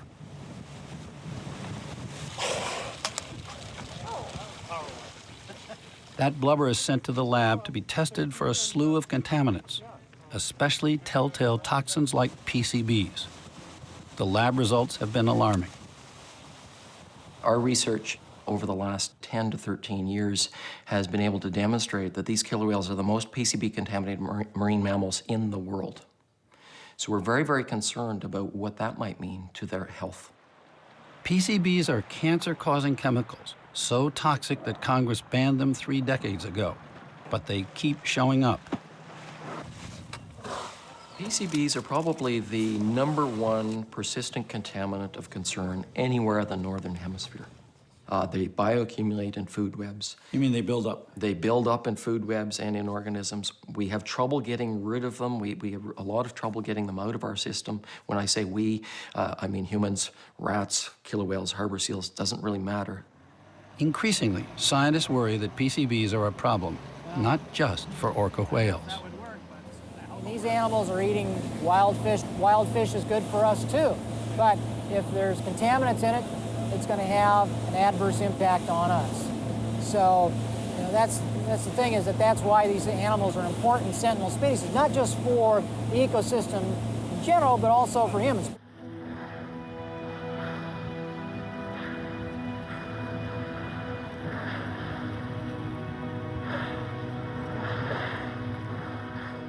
At the Center for Whale Research, Director Ken Balcom has been keeping records for 3 decades on the whales that make Puget Sound their regular home. Fewer whales are making it to maturity. The population is declining. We are seeing probably the next 20 years we'll be witnessing the departure of this population. You think they're gone? They're going to die out? I've already told our government folks that we can go through this for about 20 more years if we don't provide a remedy, and we will see the end of this population. Okay, Ken, so Balcom and his staff know these whales so well by sight that they can track them from birth to death. what are these charts? These are the family trees of all the whales we've been studying for the past 32 years. And we just put in... The tombstone markers, Balcom told me, underscore a worrisome trend among the youngest, most vulnerable orcas. You get these older whales up here. They died. That's kind of normal. Right. But to have so many down here, these younger whales dying, is that a bad sign? That's the distressing part, is the mortality pattern we're seeing now, is that young whales are dying way before they even mature. So He's alarmed at the high levels of PCBs that Hansen's team found in younger whales, which absorb PCBs from their mother's milk. Are there enough parallels between the way the human body works, the chemistry and biology of the human body, and the whales, so that we can actually take lessons from them? Yes, we can take lessons from not only the whales, but the seals and the fish. And it's been demonstrated in the health statistics in especially Arctic environments, cold environments where there's a high-fat diet. And the children of these high Arctic people are suffering these same problems, immune deficiencies, reproductive problems. All of these are affecting humans as well as the other mammals. At NOAA testing labs like this one, scientists have established that king salmon in Puget Sound are much more heavily contaminated with PCBs than salmon in other Pacific coastal waters. Everything we see points to Puget Sound being a hotspot for PCBs and a persistent problem. We've seen contamination of animals. We've seen no improvement in the levels of PCBs in the last 20-odd years, despite regulations implemented in the 1970s. And that, to me, indicates there are continuous inputs from land-based sources, from the sediments, and delivering them right into that food web.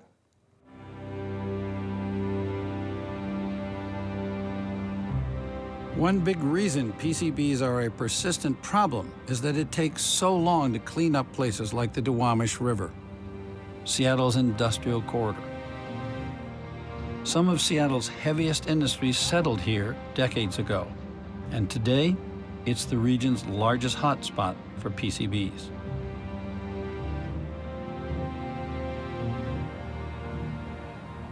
My name is BJ Cummings. I represent the Duwamish River Cleanup Coalition.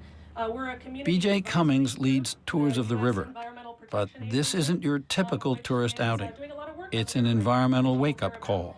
The EPA did an investigation here on the Duwamish River about 10 years ago and concluded that the industrial history here had left behind such a legacy of toxic pollution that the river was declared a federal Superfund site in 2001. Superfund is one of EPA's big sticks. It was the regulatory program created in